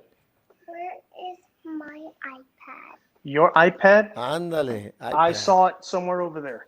Make sure you get on the ABC Mouse. Ooh, I like that. My kids, yeah, for sure. That my kids aren't allowed to play with a tablet unless it's something educational. But and it's interesting you mentioned the reason. See, for example, let's go junior high school. My thing is, and I've spoken with Javi over at what is it, K White, right? I think he's one of the junior high coaches, and I, me and him converse, and we run into each other at the Vipers facility when we have our basketball teams there. He's got his 7th grade team, 8th grade team there, and he's told in the past, he's like, man, he told me, he goes, man, I'm glad they brought in Coy because we would lose. I mean, this is what he told me. We would lose some players that were zone to mission, and they would go to mission vets, right? And some are better players. And now he says, no, well, now it's different because now the ones that are there to go to mission, they're going to mission because they want to play with, for Coy and the opportunities and all these things. But then I always talk about junior high coaches in the sense of, for example, you were talking earlier about 4-3, and then you progress in 8th grade and more, and I think the statement I'm about to make, and I know my brother, we concur, is that when we focus more on winning at the junior high level, nothing wrong with that, as long as we don't sacrifice the teaching and the development that they need for the high school. You know what I'm saying? Like, for example, if you run a spread offense, pues I got to run a spread offense. The verbiage, I got to try to stay as close as possible to it. Now, if I have to simplify it a little bit, I'll simplify it, tweak it a little bit, but not, I mean, they got to know that when you start talking in 9th grade, they're like, oh, I already saw this for 2-3 years. So this is easy for me to pick up sooner than later. That way you're doing less teaching and more, less teaching from the basics. You know what I'm saying? How have you seen, not necessarily in mission, but overall in your years of coaching high school, are most junior high programs that you've been from, Economías, Hidalgo, are they pretty fairly connected, or do you see coaches going off and freshmen coming in kind of lost a little bit? I can only speak, for the places I've been. Right. I could say that Hidalgo, it was pretty good. I mean, but the thing is, the junior high is next door. You know what I mean? You can go over there, and it's it's not even a quarter mile away. Right. It's right next door. You walk over there, you go in, as a coordinator, you have the access to go in there and assist and coach with your junior high. Or, hey, That's guys, come over. Let's use our football field over here so the varsity coaches can be helping you guys out. So so that Hidalgo was great. Econ, I really didn't deal with the junior high as much. I'll be honest with you. I wasn't tasked to help out, even though I was a coordinator there. I wasn't tasked to go help out the junior highs or be involved in the junior highs. So I guess maybe the freshmen see that. Maybe the freshman coaches would be the ones that see that the most. Not saying that they go help the junior highs. Okay, yes. They see how the freshmen come in, how well prepared. Yes, they definitely. But then again, like we see them here, they're, I believe our mission feeder schools are doing an excellent job. There's minor things that the kids need to develop a little bit more here. After learning the mental aspect of what we need them to learn, they just need to develop physically, and then they're ready to play football. Yeah, you know what I mean. and that's how it needs to be if you want a program to be successful. I mean, Missions has had some success since Corey's been here, and it's for a reason. You know, like I said, he takes a hand in how the guys are playing through that Mustang football team, that Pop Warner football team, into how they're working with the Boys and Girls Club and how they're progressing in junior high, and then once we get them at freshman, he'll tell you like the coaches did their job. You know what I mean, with their physical development. Right. And it's hard for. And I understand, junior high coaches, you've got classes to teach, you've got other responsibilities. You know what I mean? You got to, as a junior high coach, you've got to coach every sport in the book. From football, it goes to basketball. I don't know how they do it now. It goes straight to basketball. Basketball goes into track. Track goes into soccer or whatever is their baseball. Right. I mean, you got to coach every sport. So we don't expect to be, everything. I think some junior highs. I mean, I've also refereed at different junior highs there in Mission, and I think the biggest challenge we have as junior high coaches is facility space. From weight room being big enough, from having 2 basketball courts, practice, different seasons. I know. I'll tell you what though. There at Chavez, bro, man. I told Rigo this. The mayor at Peñitas. We're good friends. And he came by one day after school because his daughter's there. He was like, hey, man, how's it going? How's it here? Because I coached with him at JD Salinas. And I go, bro, this is the best training facility in the district. It might be the best junior high training facility in the valley. The weight room is, you were there, right? You were at Chavez, right? Back in the day. The weight room is huge for junior high standards. We got 2 basketball courts. we have a 4-lane track. I wish it was 8, right? But that's out of my control. We have 2 fields. To develop, it's on point.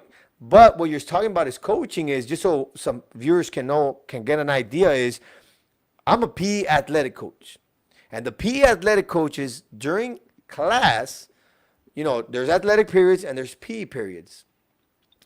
And it's during athletics, we train, lift weights, get quick, get fast. We do plyos, we do speed training, we do strength and conditioning, we do endurance training, all those things, right? And then after school, there's different sports where, for example, I only coach 3 sports. I do my football, I do basketball, and then I track, right? The teacher coaches, and every year it could change. I know one year I did soccer, and then there's baseball. Of course, with COVID and this year, it's going to change a little bit. But yeah, man, we don't coach all the sports, but I like to think I'm pretty knowledgeable in all of them. Well, maybe not baseball, but at Chavez, all the kids already know baseball. They have like 5 years experience coming in for baseball. Well, see, that's the thing. Those guys are all in baseball leagues. Why aren't they in basketball leagues? Why aren't they in football leagues? Yeah, we touched that with when I had Juan Arevalo on the show, and I asked him what was wrong with your program that you didn't have enough basketball or football. Well, he did have some pretty good football, tackle football when he was in Palmview, and he just said, the numbers. He goes, I can't have a year-round league or four or 3 like a fall, winter, spring, summer leagues because the numbers just weren't there. And I think that's not only in Palmview, and I think it's just numbers across the valley, different areas. Parents will focus on different sports. I know in the Palmview area, baseball's big. It's huge. Basketball's we're working on it. Football, it was big. I know he used to have that 11-on-11 tackle football, but it does make a difference because I was there. I got to be at JD Salinas when Juan Arevalo was there, and then he leaves, and I got to see the impact. For example, you're talking about Corey going to the Parks and Rec and the youth programs. I got to see the impact of what a difference it makes for the 7th and 8th graders when they're in 3rd, 4th, 5th, 6th. It's easier to coach it because now you're not coaching the elementary part of the concept. For example, the terminology and the line of scrimmage and stuff that sometimes as coaches we take for granted. You think they already know, but they might not. So, but it makes it easier. And because I saw that, I'm a firm believer that my job as a junior high coach is I'm going to make it as easy as possible for the freshman coaches to focus a little bit more on winning because I take care of the development already. Yes, we want to win. To me personally, yeah, I want to win, but not at the sacrifice of the kids learning the game or the game, not the game, but the system for the high school. You know what I'm saying? Well, that's what I personally believe your role is to, as junior high coach, is to develop the kids physically, mentally. Let them enjoy the game. Let them love the game. Yeah. Have them enjoy it. Because a lot of kids, what I'm seeing is that we're losing them because they didn't get to enjoy football. So let's go play soccer, or let's just go straight up and play. They become those alienated kids that play in a single sport. I believe in multi-sports. I believe a kid should play, if they want to, multiple sports, and there's a way you can work with it. And I've seen it happen, especially here at Mission High. If you're a varsity kid and you're an impact player varsity kid, yeah, change your schedule. Get in the basketball period if you're going to start and you're on the varsity. Yes. But if you're not, then you need to get into our physical development program, our off-season program. And it's not to teach football, it's to get you quicker, stronger, and faster. So maybe next year you have the opportunity to be that kid, starting in another sport, and you're going to be an impact player. But if you're on the varsity, hey, you're starting on the basketball team, or you're an impact player starting in baseball, or you're a stud, running track, and dude, you got an opportunity to go run track at another level. You need to change your schedule, get in that track period, or so forth. But if you're sub varsity, then yeah, you need to stick to the strength condition program. Yeah. But like you said, that yeah, you're right. It's not about winning. It's not about winning and losing. In my perspective, I'm not speaking on behalf of any other coaches in the Valley, right, or the program I'm at. It's not about winning and losing at the junior high, at the freshman level, or the JV level. It's about development.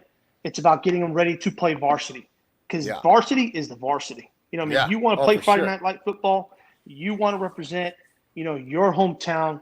You want to say La Jolla High. You want that coach across the chest. You want everybody to know you're number 44, and you're there because you developed your body. You're the product of the system. You're there to represent your city. Then that's when it's about winning and losing. Yeah. You know what I mean? Other than that, it's about the joy and love for the game, and developing physically and mentally to be ready to be put on that spotlight. And like we talked about earlier, some are ready at freshman level, some are ready at the sophomore. Some are 16 or 14 years old that could be up there playing, but mentally they may not be mature, but physically they are. Like biologically, they're prepared to compete with 18-year-old kids, 18-year-old men, actually. Right. I have two listeners watching right now. We have one that's pro holding back, redshirting, and I got the other one that's totally against it, and they go at it all the time on the feeds. My man Joey Ordaz and my cousin Tony Gonzalez. I hope you guys heard that in understanding, and we talked about it earlier in the segment in the show, is some kids mature later. And as a parent, if you know the biology of your son or daughter, when they're born, you gotta take that into consideration. And sometimes it's best for the kid to get held back. And forget being successful and going to play college ball. It's just being mature enough, body-wise, mentally, to have a successful career at high school and have fun. Instead of being the kid that gets bullied all the time, or maybe he doesn't get to play as much because he's behind. Instead of, if you would have given him that extra year, he can play. Yeah, it's and you got to take a step back and take a look at yourself. What's your blood type? Is your son or daughter, are they like you? Okay, if they are, how were you in high school? Were you at 16-year-old, at 17, 18 years old, were you ready to play or perform or be a product of your city on that Friday night? Or on that Tuesday night on the basketball court, or on that baseball field? Were you that person? If you weren't, then maybe you might want to think about, hey, I want to give that extra year to my kid because I didn't have that extra year and I wanted this. Right, because you understand your genetics. Exactly. So no one knows your kids or anybody but you. But like I said earlier, every parent can make decisions on behalf of their own kid, and I don't think you could judge or neglect or talk bad about people because they made that decision. That's their decision. Yeah. You make decisions for your kids and other people agree, but you don't see people going up into your face and be like, "You can't do this. It's not fair." I mean, it's like, yeah. The only knock on I have on parents when they don't do that is when they say, "Well, yeah, well they lose, he right?" cheated. Or yeah, well, they were older, a whole year older than us. I'm like, UIL, the state tournament, they don't care about that. As long as you're within the rules, you're within the rules. First of all, like for football, Yeah. if you're 19 on the football field, then you did something illegal unless the kid turned 19, after a certain date. But he was 18 at, I think, what is the date? September August 1st. September 1st. Yeah, September Okay? 1st. So if you're 18 on September 1st and you are turn 19 legal to September play. 2nd, legal. Legal. I mean, what's so hard to understand about that? I don't know. Parents won't do it. Hey, Look, I'll tell you what, though. For the listeners that are listening, I'm a big believer in holding back if you can, but even more so for the kids that are born in May, June, July, August. I mean, those kids are going to be 17 when they graduate. You might as well give them the extra year to be 18. not only that, man, they mentally mature for life. I mean, you give them sure. an extra year to mentally mature. They go to college or they become part of the workforce in our society, and they've got a year development, going through the product that, like for us, if we would have stayed, like I was an 18-year-old, but I was a 17-year-old football player on the field. If I got held back another year, dude, who knows? Yeah, you would have been 18. You would have been 18 during football 18 season. 18 during football season. Oh, I turned man. 19. I turned 18 in February. Yeah. So there's plenty of guys like that, but who knows? Maybe I could have matured better and made better decisions or gotten better scores on the ACT or SAT. True. That's right. Or done better academically. Maybe I could have shot for that 4.0 or, because I think it was 20 or 21st. And my brother beat me. He may have been 20. I've been 21st in our class of like 800 kids. Yeah. And maybe I could have been top 5, if I would have stuck around it and really matured mentally and got better academically. Most people that know me and that have that conversation with me, and I tell them, I'm holding all 3 kids back. And they're like, oh, well, you're doing it for sports. I'm like, first of all, my oldest daughter's probably not going to play sports. She's going to be into fine arts. So I already know that. My son might play sports, but the very first thing I tell him, I'm like, look, I'm a sports guy, but I'm also a pretty smart guy. I already know how the brain develops. I've done my research. As you grow older, your brain starts developing and it acquires knowledge easier. So, for example, let's say take second grade. Second grade as a 7-year-old, I think it is, 7-year-old. A 7-year-old second grader, but the same person, see, because everybody always wants to compare other kids. No. Compare your kid, or take yourself, for example. You a 7-year-old in second grade, or you an 8-year-old in second grade. The older second grader is going to grasp things easier because the brain has matured on grasping things better. And that's my biggest thing. Yeah, and you're absolutely right about that. You're absolutely right. Like, I mean, everyone's got to take that cognitive class, in college. I know we had to do that for mental and physical development. If you're a biology or physical education, major, you had to take, a mental and personal growth class, and they tell you, the older you get, the more your brain can comprehend and understand, and that's why when you're a kid, your attention span is so small. Man! Once you get older, like you could sit through a lecture now. Now that I'm 38 years old, I could sit through a 3-hour lecture and I'll be fine. Yeah. You know what I mean? Because I could sit there and listen. I got the discipline enough, and my brain's ready to grasp everything that's coming at me. I can write notes or record. But you ask a kid who's 17, he can't do that. So imagine a 17-year-old football player. You want him to run 36 blitzes, compared to an 18-year-old, and you want him to run 36 different blitzes. So who do you think is going to make the least mistakes? The 18-year-old. Yeah, of course. Because he can grasp more of it. You know what I mean? Yeah. Hey, Kenny, there's this running discussion in high school coaches and my junior high coaches, and we go to high school games and we scout the other team, and we have our own broadcasting and our own play-by-play discussion. And one of the ones that we run into a lot is, for example, somebody's running a spread, and let's say you're running a 4-2 or 4-3 or whatever defense you're running, And one of the things that we say is like, I remember, and I'm gonna have Aaron Garcia here on the. He was he's scheduled, and I remember I think he was coaching at Rio at that time. Maybe not. But Rio Grande was running a 50 defense on us. And I mean, we're just giving it to it. And that's when Val, I think that was Val's first year. They ran the spread, but they're giving it to Eddie. Eddie going down up the middle. They couldn't stop it. And we're over here, junior high coaches, thinking to ourselves, that play's going to keep working on. They never getting out of the 50.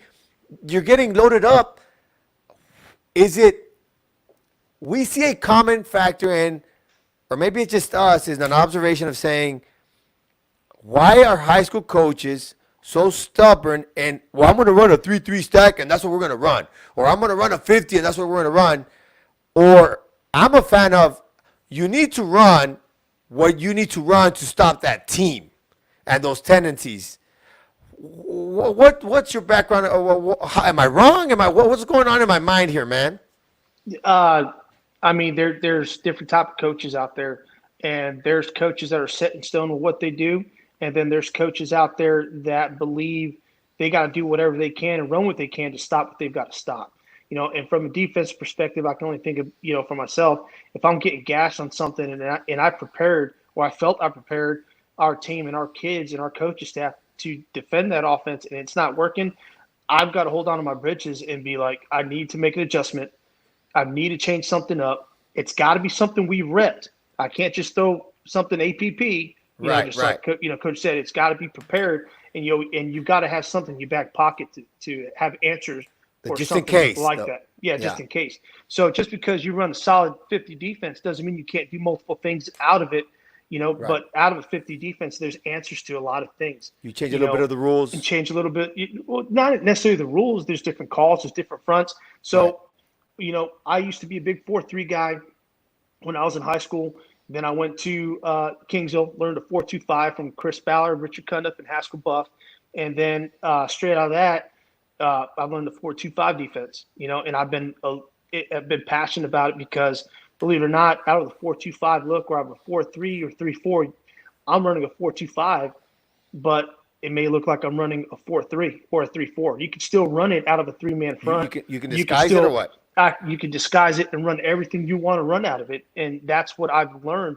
So a lot of stuff that we do, and then we get into a 50. Well, you think I'm running a 50, but I'm still running a 4-2-5. So, and a lot of that, a lot of that is because I've been blessed, man, to be around some coaches, that are knowledgeable. Like I said, Lance Van Zant, that's what he did. Yeah. He ran. Lance Van Zant ran that. Christopher. Chris, Ballard, Haskell Buff, Castillo. I mean, there's a reason why, Coy went out of his way and hired this guy, coach college football, has been around these guys and, brought him down to the Valley to coach football.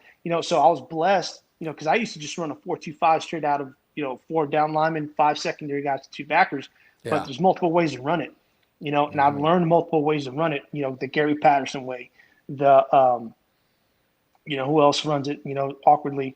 People think it's awkward, but it's not, so you've got to have answers for things are unexpected, like you've got to prepare, you don't prepare for the phantoms, you know what I mean? You don't prepare for ghosts, you prepare for what you see, and you have to know how they can attack your defense and what adjustments you have to make to counter that attack. You know what I mean? So there's a lot of thought and process, and there's a lot of ways to manipulate the 50. Say you're running a 50 and you're getting gashed on this one play, bro, you got to change it up. Yeah. Like you have to have a call there. You have to have something in your pocket, a part of your game plan that's going to stop that. Because if not, then why are you a defense coordinator? Yeah, well, I mean, I'm sure once you see it 2-3 times, you're like, hey, wait a minute, I already saw that front. This is what they're about to run. The tendency. Make the call. Well, not only that is like you've got to trust your coaches too, because I don't care how experienced you are, you can't see everything on the field. Yeah. You got to trust your position coach to watch their position and know if they're making the mistake. Like, hey, this guy didn't go into that gap, or he didn't stand up, or he didn't play proper technique. I mean, you've got to be good enough. If you're a position coach, your defense coordinator's got to trust that you see in your kids. You're not watching the football game like I don't need to hear, Coach, you're running power. Well, no shit, man. I'm watching the same football game you're watching. Dude, what did your kid do? You know what I mean? What did your position? What did he do? Yeah. Watch your guys. Did he cut the guy the way he was supposed to? Did he wrong shoulder it? Did he stand up? Did he show helmet first? I mean, what did he do wrong, and why did I gash us there? Where was your backer? Where's your safety? Right. Why wasn't he coming in? Why did not he have that? So those are things that goes into that process that you got to be able to connect, but you got to trust your coaches.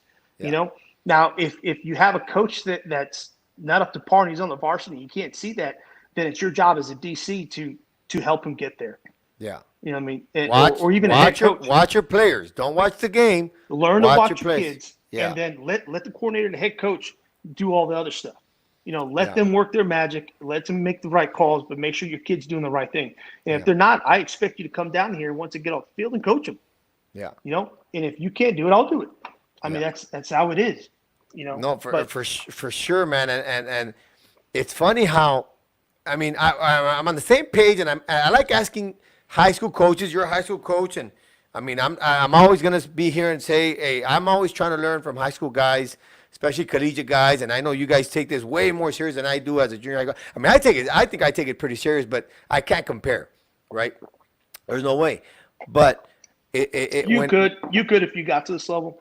Oh no, that opportunity. Yeah, like if somebody give you an opportunity to coach at this, you get addicted, Rudy. I think you've got that personality. That's why I don't do it. That's why I don't do it, because I know that it's man, the rush, the adrenaline. I can man, go ahead. One of my favorite things as a junior high coach is going. You know, we're at the Friday football games and going down at halftime and just listening to the adjustments and learning right there, like, okay. And, you know, as a coach, I'm like, before I even get there, I'm like, okay, why I need to do this? I would do this. I would do this. This is what we need to do. And I always try to test myself. How close am I to the same thing? And sometimes I'm like, man, I got a lot to learn, man. And sometimes I'm like, oh, I'm on point. You know, it just depends, but it's exciting. It's exciting, man. Hey, you want to hear the coolest halftime adjustment ever? What's up? So this year we're playing Waters Lincoln, right? Shootout first half. Oh man, that Waters Lincoln was good this year. Hey, a lot of my guys, when I was at JD Salinas, we were playing their senior year there this year. Well, see, we made a lot of mistakes in our game plan. You know, in the first half. Right. And I think we had our kids thinking too much. And you know, of course, we're gonna take the blame for it. And so, you know, I mean, plus we were young in the secondary. I mean, everybody was sophomore. We got everybody coming back as juniors, seniors next year. Nice. So it was a lot of mistakes. Young kids making young mistakes, man, and it happens. And then you guys had a senior quarterback. You had a stud at wide receiver. I mean, the wide receivers, bro, man. Dude, y'all had some tools, man, and we're surprised you guys didn't win, you know, or Waters Lincoln didn't win more football games this year. And so we go into halftime, we're getting torched, and I'm thinking, dude, Chris is gonna rip these guys apart. He's gonna rip us, and blah blah blah. I was sitting there. The man sits down and says a joke. Everybody's laughs. He goes, "Did you guys finally get that half out of your system?" Yeah. Okay, we're gonna go back out there. We're gonna play base defense. We're gonna blitz here and there when we got the tendency on this tendency sheet, and we're just gonna have fun and play football. Simple. And that was it. That was it. We went out there and shut them out in the second half. We ended up winning by 1 point. I think it was like 31-30. Wow.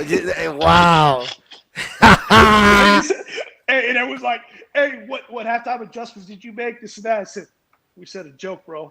And that was the best halftime adjustment. Relax the kids. Just relax. Relax. Make the plays. Kids knew like, hey, coaches love us. They're with us. They're going to bat for us. They know we made mistakes, and we just go out there and play football.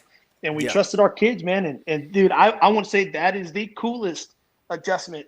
Either me as a DC or been involved with a bunch of guys making adjustments. They think the world's over. 30 points in one half, and this is that, blah, blah, blah, da, da, da. Man, through his experience, Chris sits down there and says a joke. Everybody laughs. He says, go talk to your position coaches, draw up some things, make sure they understand what they're reading, and let's go out to play football. Easy. Yeah, man. Best time ever. That's got to come. That's just experience at its finest right there, man. That is. And, you know, if I had gone anywhere else, I don't know if I would have ever experienced that.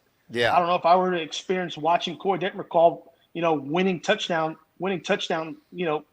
drives.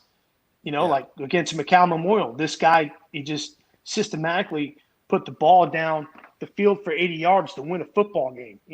I don't know if I would ever experience to saw that.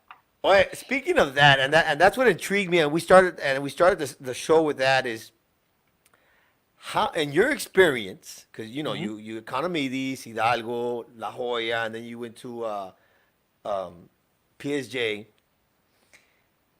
Is there a big difference in how he approaches a game because of what he's been through, Yeah, bro, you're talking about game preparation, practice preparation, mental preparation, and then you're talking about just schematically what he wants to do with the football game.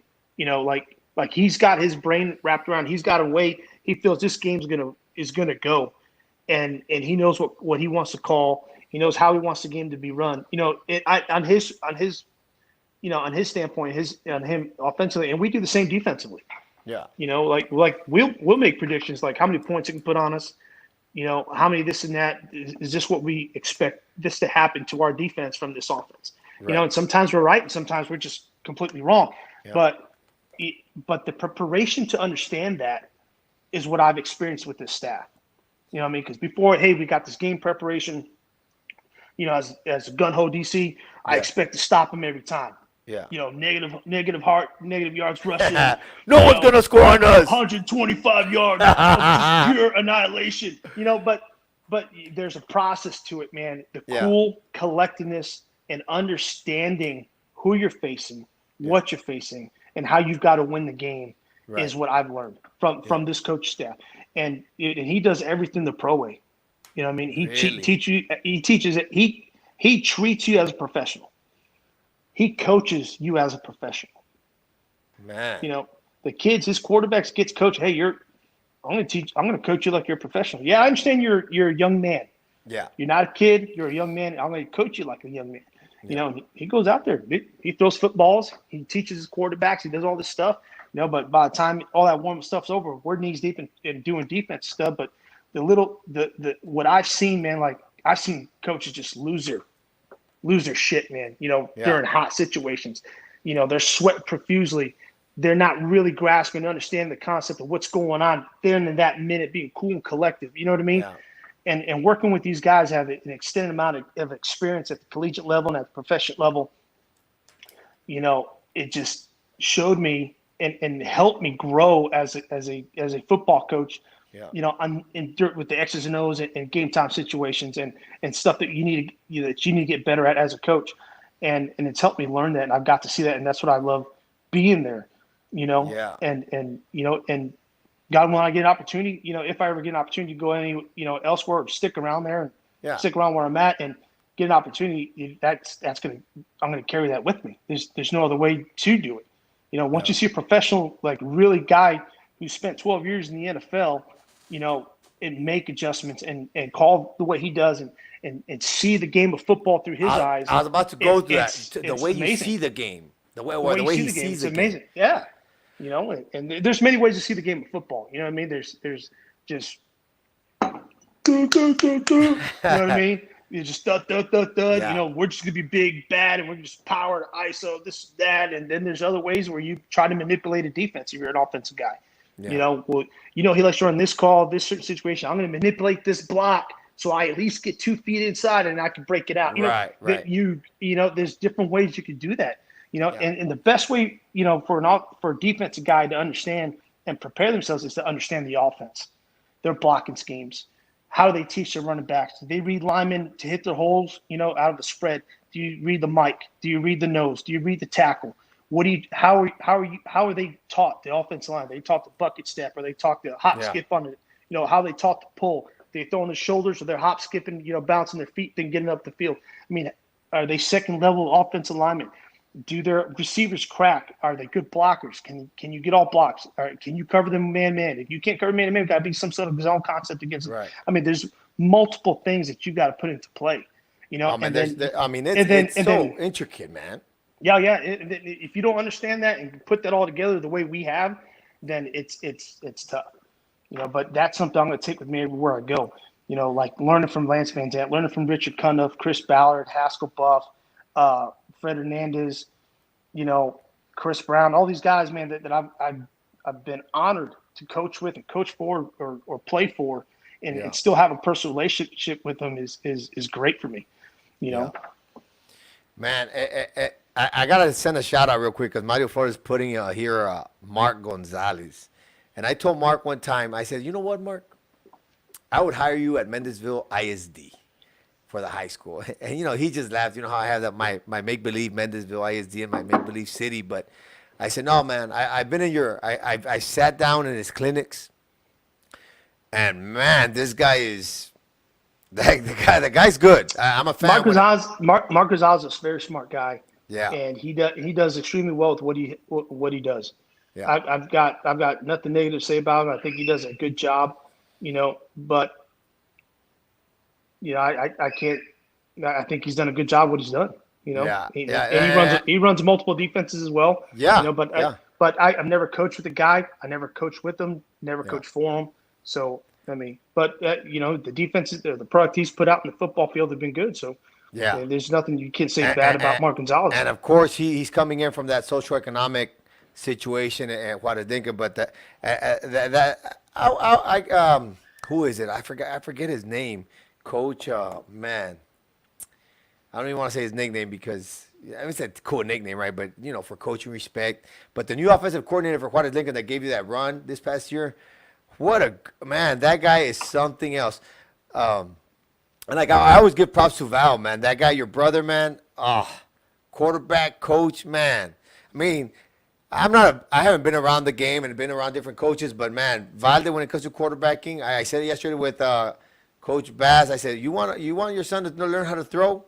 I mean, I'm sure Coy's pretty good too. I'm sure he knows what he's doing too over at Mission. But man, Valde goes off, man. I'm a big fan. Like I said, he's a better man than me. He's faced adversity in different ways than I have, and he's come out on top. I think Val has he's expressed what it is to be a true coyote or a true man of La Jolla in the community. I think he exemplifies what a father should be, what a coach should be, and especially what a teacher should be. Like, this man has been teacher of the school district at one time, and he's always been asked to put in for it. He was successful as an offensive coordinator, and he had to learn a couple lessons there and certain things that we touched up on earlier. And it's unfortunate, but because of that, he got his master's degree, and he's done well everywhere he's gone there in that school district. He refuses to leave. He's been offered places, and he refuses. And there's people that want him. They want him bad. He's a hell of a coach, but he refuses to leave. And like I said, he's a better man than me. Hey, I'll tell you what, though. I mean, how we talked about politics earlier, and school boards and athletic directors, and I can say this, man. Hey, Valde Benoit, bro, we're lucky we got him, bro, because, man, that guy, I'm a fan. And I'm one of the biggest guys of having very high expectations for coaches, and he's pretty good, man. He's pretty good. Yeah, and he's humble about it, and that's the best thing. We both are. I'm not going to sit here and toot my own horn, but Val's a hell of a coach. Not because he's my brother, man, but I've seen this guy. This guy has personal developments with his positions. He brings kids in, teaches them how to ties, teaches them how to put ties. He teaches them how, proper etiquette. He teaches chivalry, which has died, within the last decade. I see, and I tell people, like, where's chivalry? Where are these proud young men to open doors for women? Times have changed, but fathers got to teach. Yeah, you're right, and that's where we come into play. I'm not trying to say that we've got to step up for what the lack of parenting. I'm not trying to say that, but what I'm saying is, like, if you see something, teach the help kid. Out. Help out. Assist the parent. That's what we do. We assist young men. We assist parents to help their kids become good young men. And teach them how to do that through the sports they play, whether it be track, with they're running track, or they're playing baseball, or playing soccer, or whatever sport they decide to do. Our job as a coach is to help the parents teach that man how to be, teach that young kid to be a man. Just to help. All right, so I know my cousin's watching, and he's my cousin's Tony Gonzalez. I don't know if you know him, but he's a big. He was really good friends with. Is it Tito? Is it Tito? Your running back that got hurt, that messed up his leg. Oh, Moronta. Yeah, Yeah, he Tito. he was really good friends with his dad, and he's helped them. I know Rice was looking at him. What happened with him? He broke his leg during football season, or what happened as a senior? What happened with him? During a football game, he got stepped on pretty hard on his foot, and he tore a ligament. Dude, the foot, it's just like the hands. You got so many bones. You got these bones. You got so many ligaments. Yeah. You know, keeping them together. So one of the ligaments torn here. Ah, okay. So he had no access of moving his toes. Oh, So it broke okay. off. So he had to have surgery, and he was out for the rest of the season. But I believe he's got an opportunity still to go play football. Yeah. My cousin's helping him out, and I know he took him to. He's taking him to some camps or something or other. But I know he's gonna work with him, and because he was friends with his dad. They were good friends from back in college or something like that. Great kid, man. Yes sir, no sir kind of kid. Yeah, You know, very yes, respectful. coach, yes, I've met him coach, like dude. once or twice. Yeah, and he could play Division I if he wants to. It's just gonna be a different process for him only because of what happened to him his senior year. Yeah. He's a hell of an athlete. He's got the physique for it. The kid's 6 foot. He's 205, 215 pounds. He's a brick house, man. That kid is a phenomenal athlete. Yeah. If he wants it, he'll get it. And it's like everyone else. If you want it, you'll get it. I was 5'10". I was a 5'10" undersized athlete, and I went out there because I wanted it, and I got it. Yeah. Yeah, you just got to put in the work. You just got to put in the work and make sure you're ready. Well, so, seeing that you have all this knowledge there at a mission and within the district, and you had the McAllens, even though there was a realignment, how long have you been in Mission? 1 or 2 years? 1 year, going on 2. Oh, nice. So, at what point, or what can, like, for example, the fans, is there a reason, or if you have to pinpoint something on Mission not being first in district, or them not going 3-4 rounds deep in the playoffs, like, what kind of explanation or would you give the fans or different coaches, or parents, how they're like, oh, well, we want you to win. Well, what do we need to understand, not only in Mission, but just so from a coach's perspective across the valley, what kind of things you go into that you're like, sometimes, I mean, we don't go thinking we're not going to win every game. You want to win every game, but what can you what can you touch on that? From a parent standpoint or a coach? No, like a coach letting parents or letting people understand the factors that might affect that kind of success. Well, there's a lot of factors. I mean, did we execute? Did the kid do what he was coached to do? Mm-hmm. Did the kid prepare himself for the football game? Did he eat the right nutritious foods? Were you able as a parent, sometimes like socioeconomic, places, they don't feed the kids, what they need to get fed. Young men need to be fed, proteins and greens other than, let's make a quick fried chicken or something that's, tamales or something that's not very productive for the, you got to feed the machine the proper nutrition for it to produce, Are you getting the nutritional value at home? Is the kid having personal problems? Is he not mentally in it? Because a lot of that takes into factor, believe it or not. Like if you have a high producing kid and he just had an off game, I mean, there's factors why he had an off game. Yeah. He's dealing with, classroom stuff or, girlfriend stuff. There's a lot of things involved, but to tell parents, why are our kids so productive? I mean, it all factors in. Did they put the time in to succeed? Yeah. There's a lot of times where, you don't get the 120 kids in the weight room, and I've been at places where we didn't have that. And, it showed on the football field. Yeah. We're slower.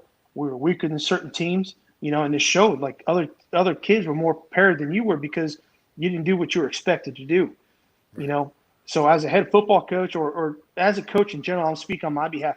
If a parent ever told me that, I'd say we didn't execute. It's my fault. You take the blame for it, because you never want to tell a parent that, hey, dude, your kid sucked it up today. I don't know what else to tell you. You know what I mean? You don't want to do that, and it's very unprofessional of you. But they could see it. If they're smart enough, they wouldn't ask you that. Because they could see it in their own kid. Yeah. But a lot of it has to do is the kid put in the work. Because coaches all Wise Lincoln I know puts out their expectations. La Jolla High, Palmview, every school, and not every school district and every team in that district does not want to lose. No, of course not. They don't go into football season wanting to lose. They don't go into football season thinking that they're not going to succeed. They just don't do that. But a lot of that, I hate to say this, comes from whether the kid was able to get there and do what he was expected to do. Everybody has high expectations. Parents have high expectations for their kids. Coaches have high expectations for their athletes. I hope parents do. You know what I mean? But Yeah. what did you do to help your student athlete meet those expectations? That's what we need to ask ourselves.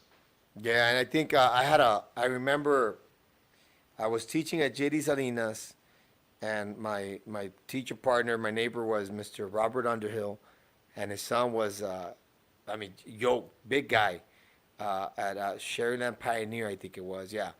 Well, it was fairly new, and he told me, he goes, "You won't believe what my son did." He goes, I said, "What?" He quit football. I'm like, "What?" I'm talking about this gentleman. He's about 6'2", big guy, and his son was just as big.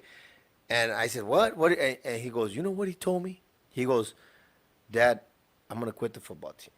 And then and he goes, "What do you mean? You have a real good football team?" He goes, "No, Dad, I'm gonna quit because I put in the work. I'm going to the gym. I'm lifting the weights, and if all other 30 guys are not in the gym with me, and I have to rely on them on a Friday night, I might as well do a sport that I can rely on myself." And he joined wrestling. And it's Individual like you say, sport. yeah, an individual sport. Like, hey, it's all you.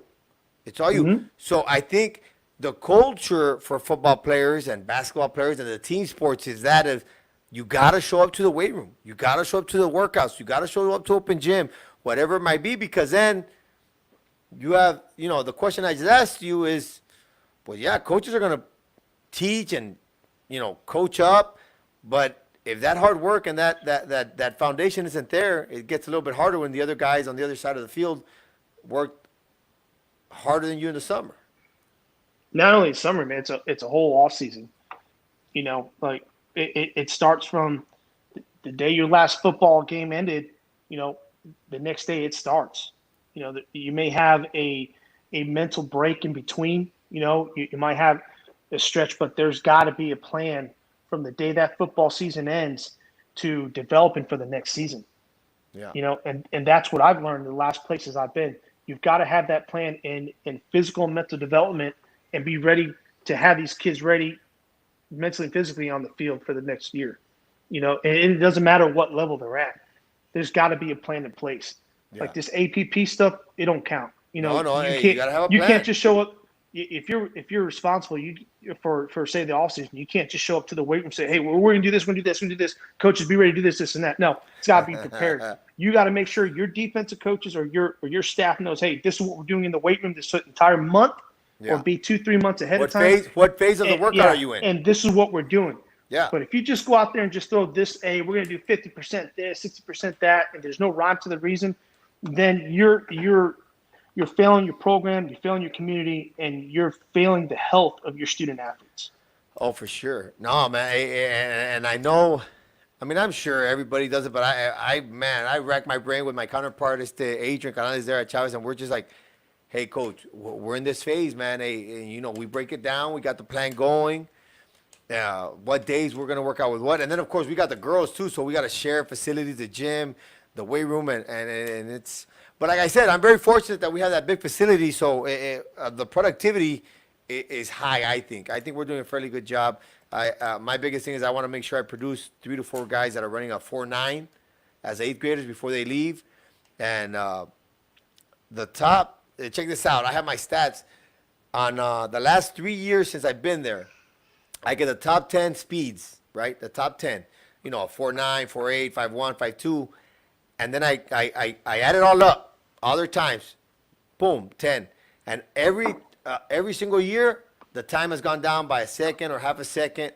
So I know that my top 10 are getting faster what I'm sending over there. I know this year we sent a pretty good group to La Jolla Coyotes, and your brother Yeah, knows your about them. that freshman group's pretty stout. Yeah, You know, man. and that's what I did. I love watching freshman football. I like watching junior high football. Those kids were around sometimes. Like those seventh graders.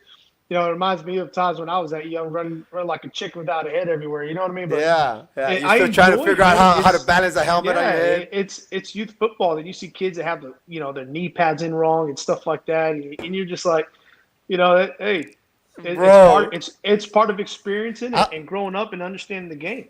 It's I'll cool tell to see you that what. stuff. I'll tell you what, as a coach, and I don't know how parents, I don't know what it is, but I've learned over the course of time to just enjoy the fact that stuff like that happens. No, Because yeah, before I'm like, what? I get upset like, how? And I was like, hey, you know what? Every year it happens. Every year you're going to have to teach it. Just find the joy that, it happened again. Laugh about it. And okay, let me show you how to do it. But it happens every year, bro. Woo! But it is. But one thing that I've noticed, man, ever since I started coaching, and it's happened more now than anything, is the use of jock straps. What do you mean? That more kids are using them more or less? No, less at the junior high, and that's when you learn to use them because it's for your personal protection. For young men. And then once young men, it's for their personal protection, and I'm a huge advocate of it.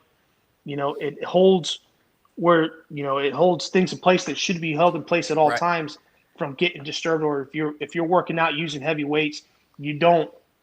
You know what I mean? That's what it's for. And kids are being ashamed. They feel ashamed to. We're growing up. Everybody's a man. Everybody's got what you got. Hop in the shower, take a shower. Póntelo. Hey, váyate, cámbiate, póntelo, vámonos. And, they hop in showers back now in the day. with their underwear and all that stuff. And, I think we need to go back to like, hey, you need to wear a jockstrap to play football because it's there to protect you. Yeah. And you do more harm to people or the kids. They don't understand that you're putting yourself in harm to hurt your testicular area, your scrotum area and all that stuff wearing the boxers. It's very dangerous. You never know. You get hit there wrong one time, and it's interesting. You're making this conversation because I had that conversation with Coach Farias because he came over to Coach Farias comes to junior high, man. I'll tell you what though, man, that's that awesome. Guy, I'm a fan of that guy. Dude, I love Ruben. I love Ruben. He's a great guy with a person. Yeah, great guy with the kids. The man, his halftime speeches, man. Sometimes I'm like, I even get goosebumps. So good guy, great gentleman. He comes over to our program and he sees our workouts, and we start talking about that jaw strap, and he goes, man, but you know what? He goes, nowadays all these kids they come with tights and this Under Armour stuff. So I don't even know if I guess they kind of substitute it for what it is because nowadays all my they have top of the line. Their tights and Under Armour, Nike, all this stuff. So I was like, well, you know what? I never thought about it, Coach. But now that you're mentioning it, I got to get in there and bring it back. Yeah, well, do your research on it. Like, everywhere I've been, even up to the professional level, it's for their safety. It's not a fashion statement. It's awkward when you first start about it, but it's just it's for their safety. And men are men. You know what I'm saying? You gotta understand. Everyone's got the same thing, man. You can walk in the shower without. Well, I got a parent that would prefer 40 individual showers with shower curtains. What do you think about that at the junior high level? No, everyone's got their own standpoint of view of it. Everyone's got their own. He's a good dad. He's a very helpful dad. I believe it. He's always. Oh, you guys need shower curtains, and you should have individual showers. I'm like, oh, and I get it. I get his perspective, though. No, I get it too. But I grew up differently. The first time, we go to the beach, and I'm 3 years old. It's a community thing. You go to the beach. There's open showers and everything. The first thing my father told me was like, everyone's got what you got. Don't worry about it. Don't stare at anybody. Just go in there, take a shower. It's normal. Yeah. But times have changed. I understand that. Right. And if that parent has every right to say what he wants, of course, and have anything he wants for his kid. So I'm pretty sure there's curtain showers. There's curtain showers in certain areas of the field house or the sport the kid plays. And if his kid feels he needs to go in there, then he needs to go in there. You know what I mean? If that's what he wants for his kid, then all due respect it. But I don't feel like you need to make 40 of them. You know what I mean? Yeah. Yeah. I mean, yeah, he just comes up with it. He's just giving my boy a hard time. All right, I got my buddy here, Tony. Marvin, he wants me to ask him about Marvin James. Who is that? Marvin, baby. Marvin James James played football with me in A&M Kingsville. Dude, stud defensive lineman. He played tackle for us. He's from Buffalo, New York. He's a hell of a dude, man. Tell Marvin I said what's up. I saw him at the Sharyland Pioneer game when we got our ass handed to us. Well, he's listening right now, my cousin Tony. What's up, Marvin? Shout out, brother. How you doing? Or Tony's listening. I don't know if Marvin's listening. I don't know. I'm sure we can share this because when I do these podcasts, these videos, I put them on Facebook and YouTube. So like if they're not my Facebook friends, you can send them a link. It's there on Mendezville Live, man. Dude, I'm gonna give you what my goal would be, or because people have asked me, they're like, hey Rudy, when are you gonna go up and play and do high school basketball? And I say to them, I can't. And they're like, what do you mean you can't? I said, let me tell you why I can't. And I'm gonna tell you why I can't. And this is what let's say you become a head coach at a school and you say, hey Rudy, we got an opening. You want to come and coach basketball, right? Let's say I already have my JV or assistant coaching experience. And I would tell you this, Kenny. I said, Kenny, I would be glad to go to your school and do basketball. But this is my expectation. All my kids that are basketball players in basketball class have to stay in basketball class. But if they're going to go play football, I get it, take them. During athletics, I get it. It's football class, go. It's football season. Football season. Once basketball starts, every freshman, sophomore, junior, and senior that wants to play basketball after school, they're mine. None of this, I got to go lift weights. No, football season's over, now they're mine. Now, the only guys that, how you mentioned earlier, you can change your schedule is you're at the varsity level. Now, okay, change your schedule. And then, because I'm getting it from Adán Montalvo and all these picking and all these things that I've learned over the course of these discussions, we can, ¿cómo tiré? I can see where you're coming from. Like, I know that there are coaches that won't allow it. They're thinking football. But being at different places and understanding the concept of multi-sport athletes, and being somewhere where I've seen personally how he shares athletes and how he wants other sports to succeed as well. I've seen it happen. Like if you didn't get your weight workout, if you're a freshman, sophomore, and junior, you're not in the basketball period, but you want to play basketball. Whenever basketball practice is for you is when you go before or after school. Like I coach JV light basketball for Rico Martinez there, and my classes, my basketball practice starts at 5:45 in the morning. Really? 5:45, 6 in the morning because the girls use it in the evening. And so we get our practice done in the morning. Now the varsity gets it done at 7. You know what I mean? So we've got to be off the courts by 7:20 because the varsity starts their practice in the morning. You know what I mean? So, but if you're not, like if you're an impact player, if you're an impact starting on the varsity, you're a stud, dude, by all means, if you're a freshman and you're on that varsity basketball team, you're in that varsity basketball period. You know what I mean? But if you're not, you still need, you're young, you need to go through an off season, and it doesn't necessarily, because every off season, and you know this, Rudy, you don't work football all the time. Football only starts in May. When you start really working football. Oh yeah, like the actual football. And, yeah. I got you. That usually, that usually starts, mid-April to May. Yeah. Or maybe a little before that, but you don't lose much. You know what I mean? You get behind a little bit because coaches start putting things there with kids that are only there. But if you're a stud, you're gonna pick it up anyway. Yeah, exactly. You got the whole summer. So I'm a big believer in if the kid's an impact player and he's a varsity football player, I'm sorry, if he's Or a varsity both. basketball, Like if he's a football player and a basketball player. but he's a varsity basketball player, you need to have him full time. Yeah. During the basketball period. Yeah. Now, if he's not after school, as long as he got his weight workout and during the athletic period he didn't miss, he needs to go straight to you. Right. You know what I mean? Right after school. Yeah, because the skill sets and all that stuff that comes with it. But the weight room, we try to instill in the kids is a factor, and you know it. No doubt. It's a factor in every sport, in their ability to jump, change direction, move laterally, hand and eye coordination. Feet moving so they can get in front of the defender or box out for a rebound or get down court after a rebound, or you missed a shot, you didn't get the rebound, you got to haul back down to learn how to run. That's all change of direction, and a lot of that can be improved if they have the proper, weight room program. Right, get their body going the right way. Mm-hmm. But Ken, you know what?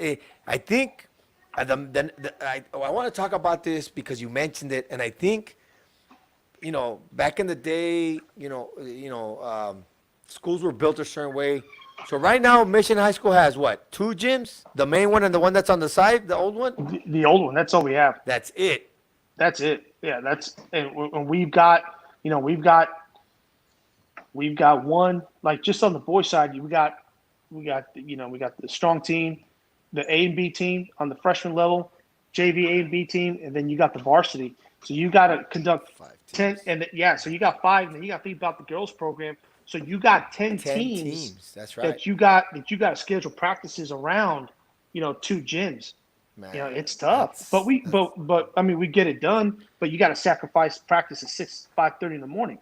Yeah, because see, I remember when we were in high school, we only had, we had 1 gym, 2 gyms, whatever it was. But I remember the girls would practice before us, and then we would practice after. So we'd get home late because our bus, like you said earlier, there was a 7:30 bus, and the 7:30 bus was, we'd always get the boys practice later.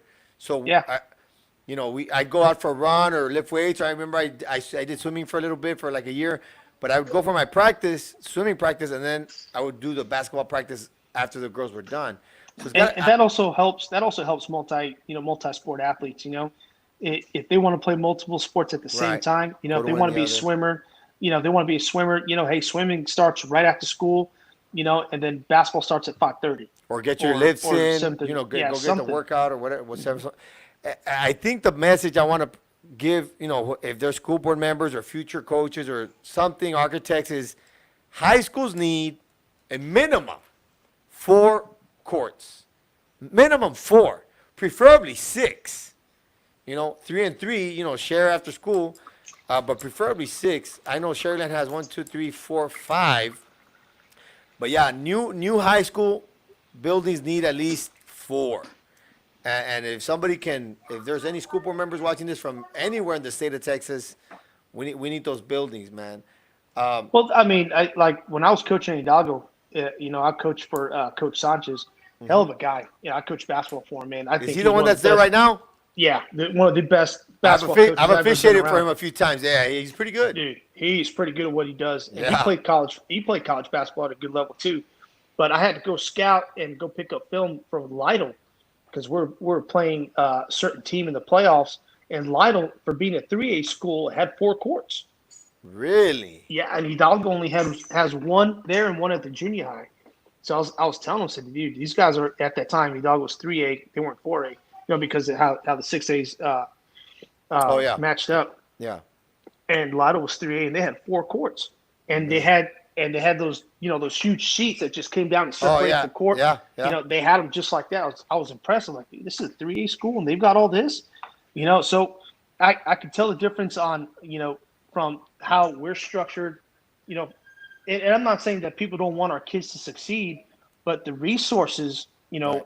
for us to conduct practices at a proper time, to allow us to do multiple sports, it's kind of difficult when you got to cram 10 teams into 2 courts. Yeah, it's tough. It is challenging, for a high school. Yeah.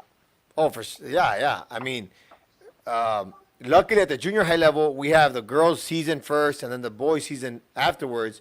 So, and we just split it up. We have 2 courts. So 1 court is 7th grade and the other court is 8th grade. and we know Perfect. we train them. So it's perfect for us at the junior high level. But that's my biggest knock on any school district is you need 4 courts for volleyball, basketball, especially for basketball because you have the boys and the girls. Volleyball, I mean, for a volleybball coach, I think it'd be a dream come true. 4 courts for yourself the whole season. I mean, that's pretty neat. They'd accomplish so much more Yeah. in a minimum in a substantial amount of time. The time that they put in, they could coach their freshmen, at a certain time, at the same time. Yeah. Everything could be balanced and done at the same time. It's just tough. But you got to do best with what you've got. And it's unfortunate, that some schools don't have those resources or don't have that in order, to maximize instruction and get what they can out of the athletes, all at one time. Man. All right. Coming into a wrap, let's get this coming to a wrap here. And I did this with Adan. I forgot to do this with Coach Bass Mendoza, one of the greatest motivating coaches there is out there. Shout out to that big dog. Closing message that you would have for parents, student athletes, and coaches to help them succeed. For parents, do your best to raise the best kid you can. Your job is to give them the resources, the best that you can.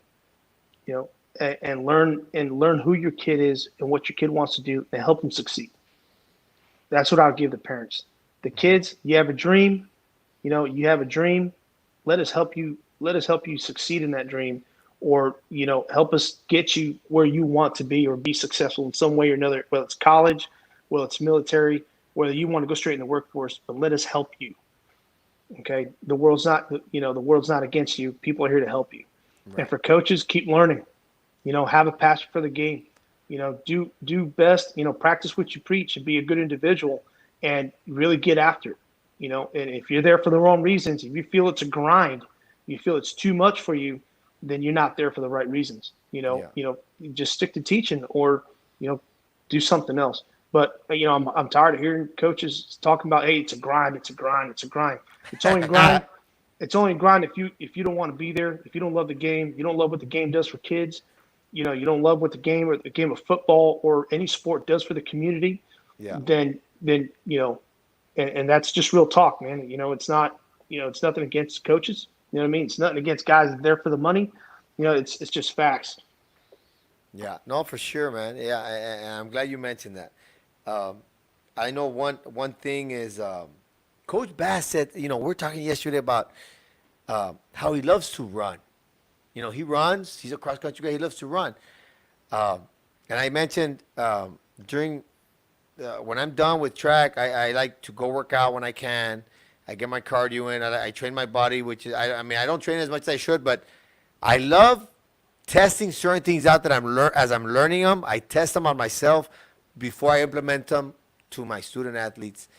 And of course, I still play ball. I try to pick up open gyms whenever we can. Before this COVID thing happened, I'm not the greatest, but just to stay active. I'm assuming you still work out and you put in some work because you still look swole, man. I do, man. I do my best, but lately I've had to relax because I was skull crushing 140 pounds the other day, and I strained my elbow. Yeah. So I've had to lay off. So I've been doing more cardio lately. I've been like yesterday I went for a 3.5 mile jog. I mean, Nice. what I consider a jog, other people might think it's walking, but I'm getting somewhere. It's good cardio for me. It helps me, think about things and Yeah. and I just like to run, to be honest. I'm a big dude, but I can run some miles, and shout out to my brother-in-law. My brother-in-law can run, I guess that just happened to be, the military life in us. We just get out there. Because I never used to run miles at all. I was just, anaerobic, speed. And then again, the military, and I've learned how to run 10, 12 miles. And, it doesn't matter how big I am. I can still go out there and just get a good cardio workout. And so that's what I've been doing. And yoga, believe it or not, man, yoga kick your ass. Hey, I used to do yoga back in my day at the universities because, there were free classes. I'd go check them out, man. So, yeah, man, the message is, coaches, if you love it, you'll do it. Practice what you preach as much as you can. Stay healthy. Hopefully And everybody learn. gets Keep through learning. Keep learning. We're all excited. I think most high school coaches and all junior high coaches, we want to get back. We want this COVID to be over with. I mean, I'm just licking my chops, man. You know, that veer offense that we have going, man. I love it. I love it. Man. You know, and I've been on, on both perspectives of defending and being part of an option offense. And, you know, as defensive coach, and you're part of a team that runs the option, you're like, yeah. You know, if you're a defensive coach and you got to defend that one option offense that one time that season, it's just like, that thorn in your ass. You're like, all right, let's get it. Yeah. You know, but thing is, it's hard to prepare for one team the whole year. You know what I mean? It's like you got to implement, you know, the option in there somehow in your beginning of your practice, just so the kids are familiar with it. So when it comes to that time of year, that, you know, that one game, you know, the kids are somewhat prepared. You know, oh yeah, this is what coach is talking about. Just a simple little option, you know, drill, just to warm them up and then get their eyes right and their discipline right and get them to understand what you got to do defensively to do your best to stop it, because it's a tough offense to stop, man. I'm not going to lie to you. And when it's run right and they don't make any mistakes, and you know this, all the blocking schemes are right and your tags. Oh, you know, yeah, hey. And your tags. Dude, I know your offense. I don't know it as well as you guys do, but I know your offense, and it's tough. Yeah. You know? And I'm going to steal Mark Gonzalez's closing phrase. Kenny, I wish you the best of luck in your season. I hope you go undefeated except for that one game, big dog. Except for that one game, man. Hey, Kenny, thanks so much for being here. The conversation is great. It. Hey, you have a good night, man. Take it easy. Likewise. Peace. Thank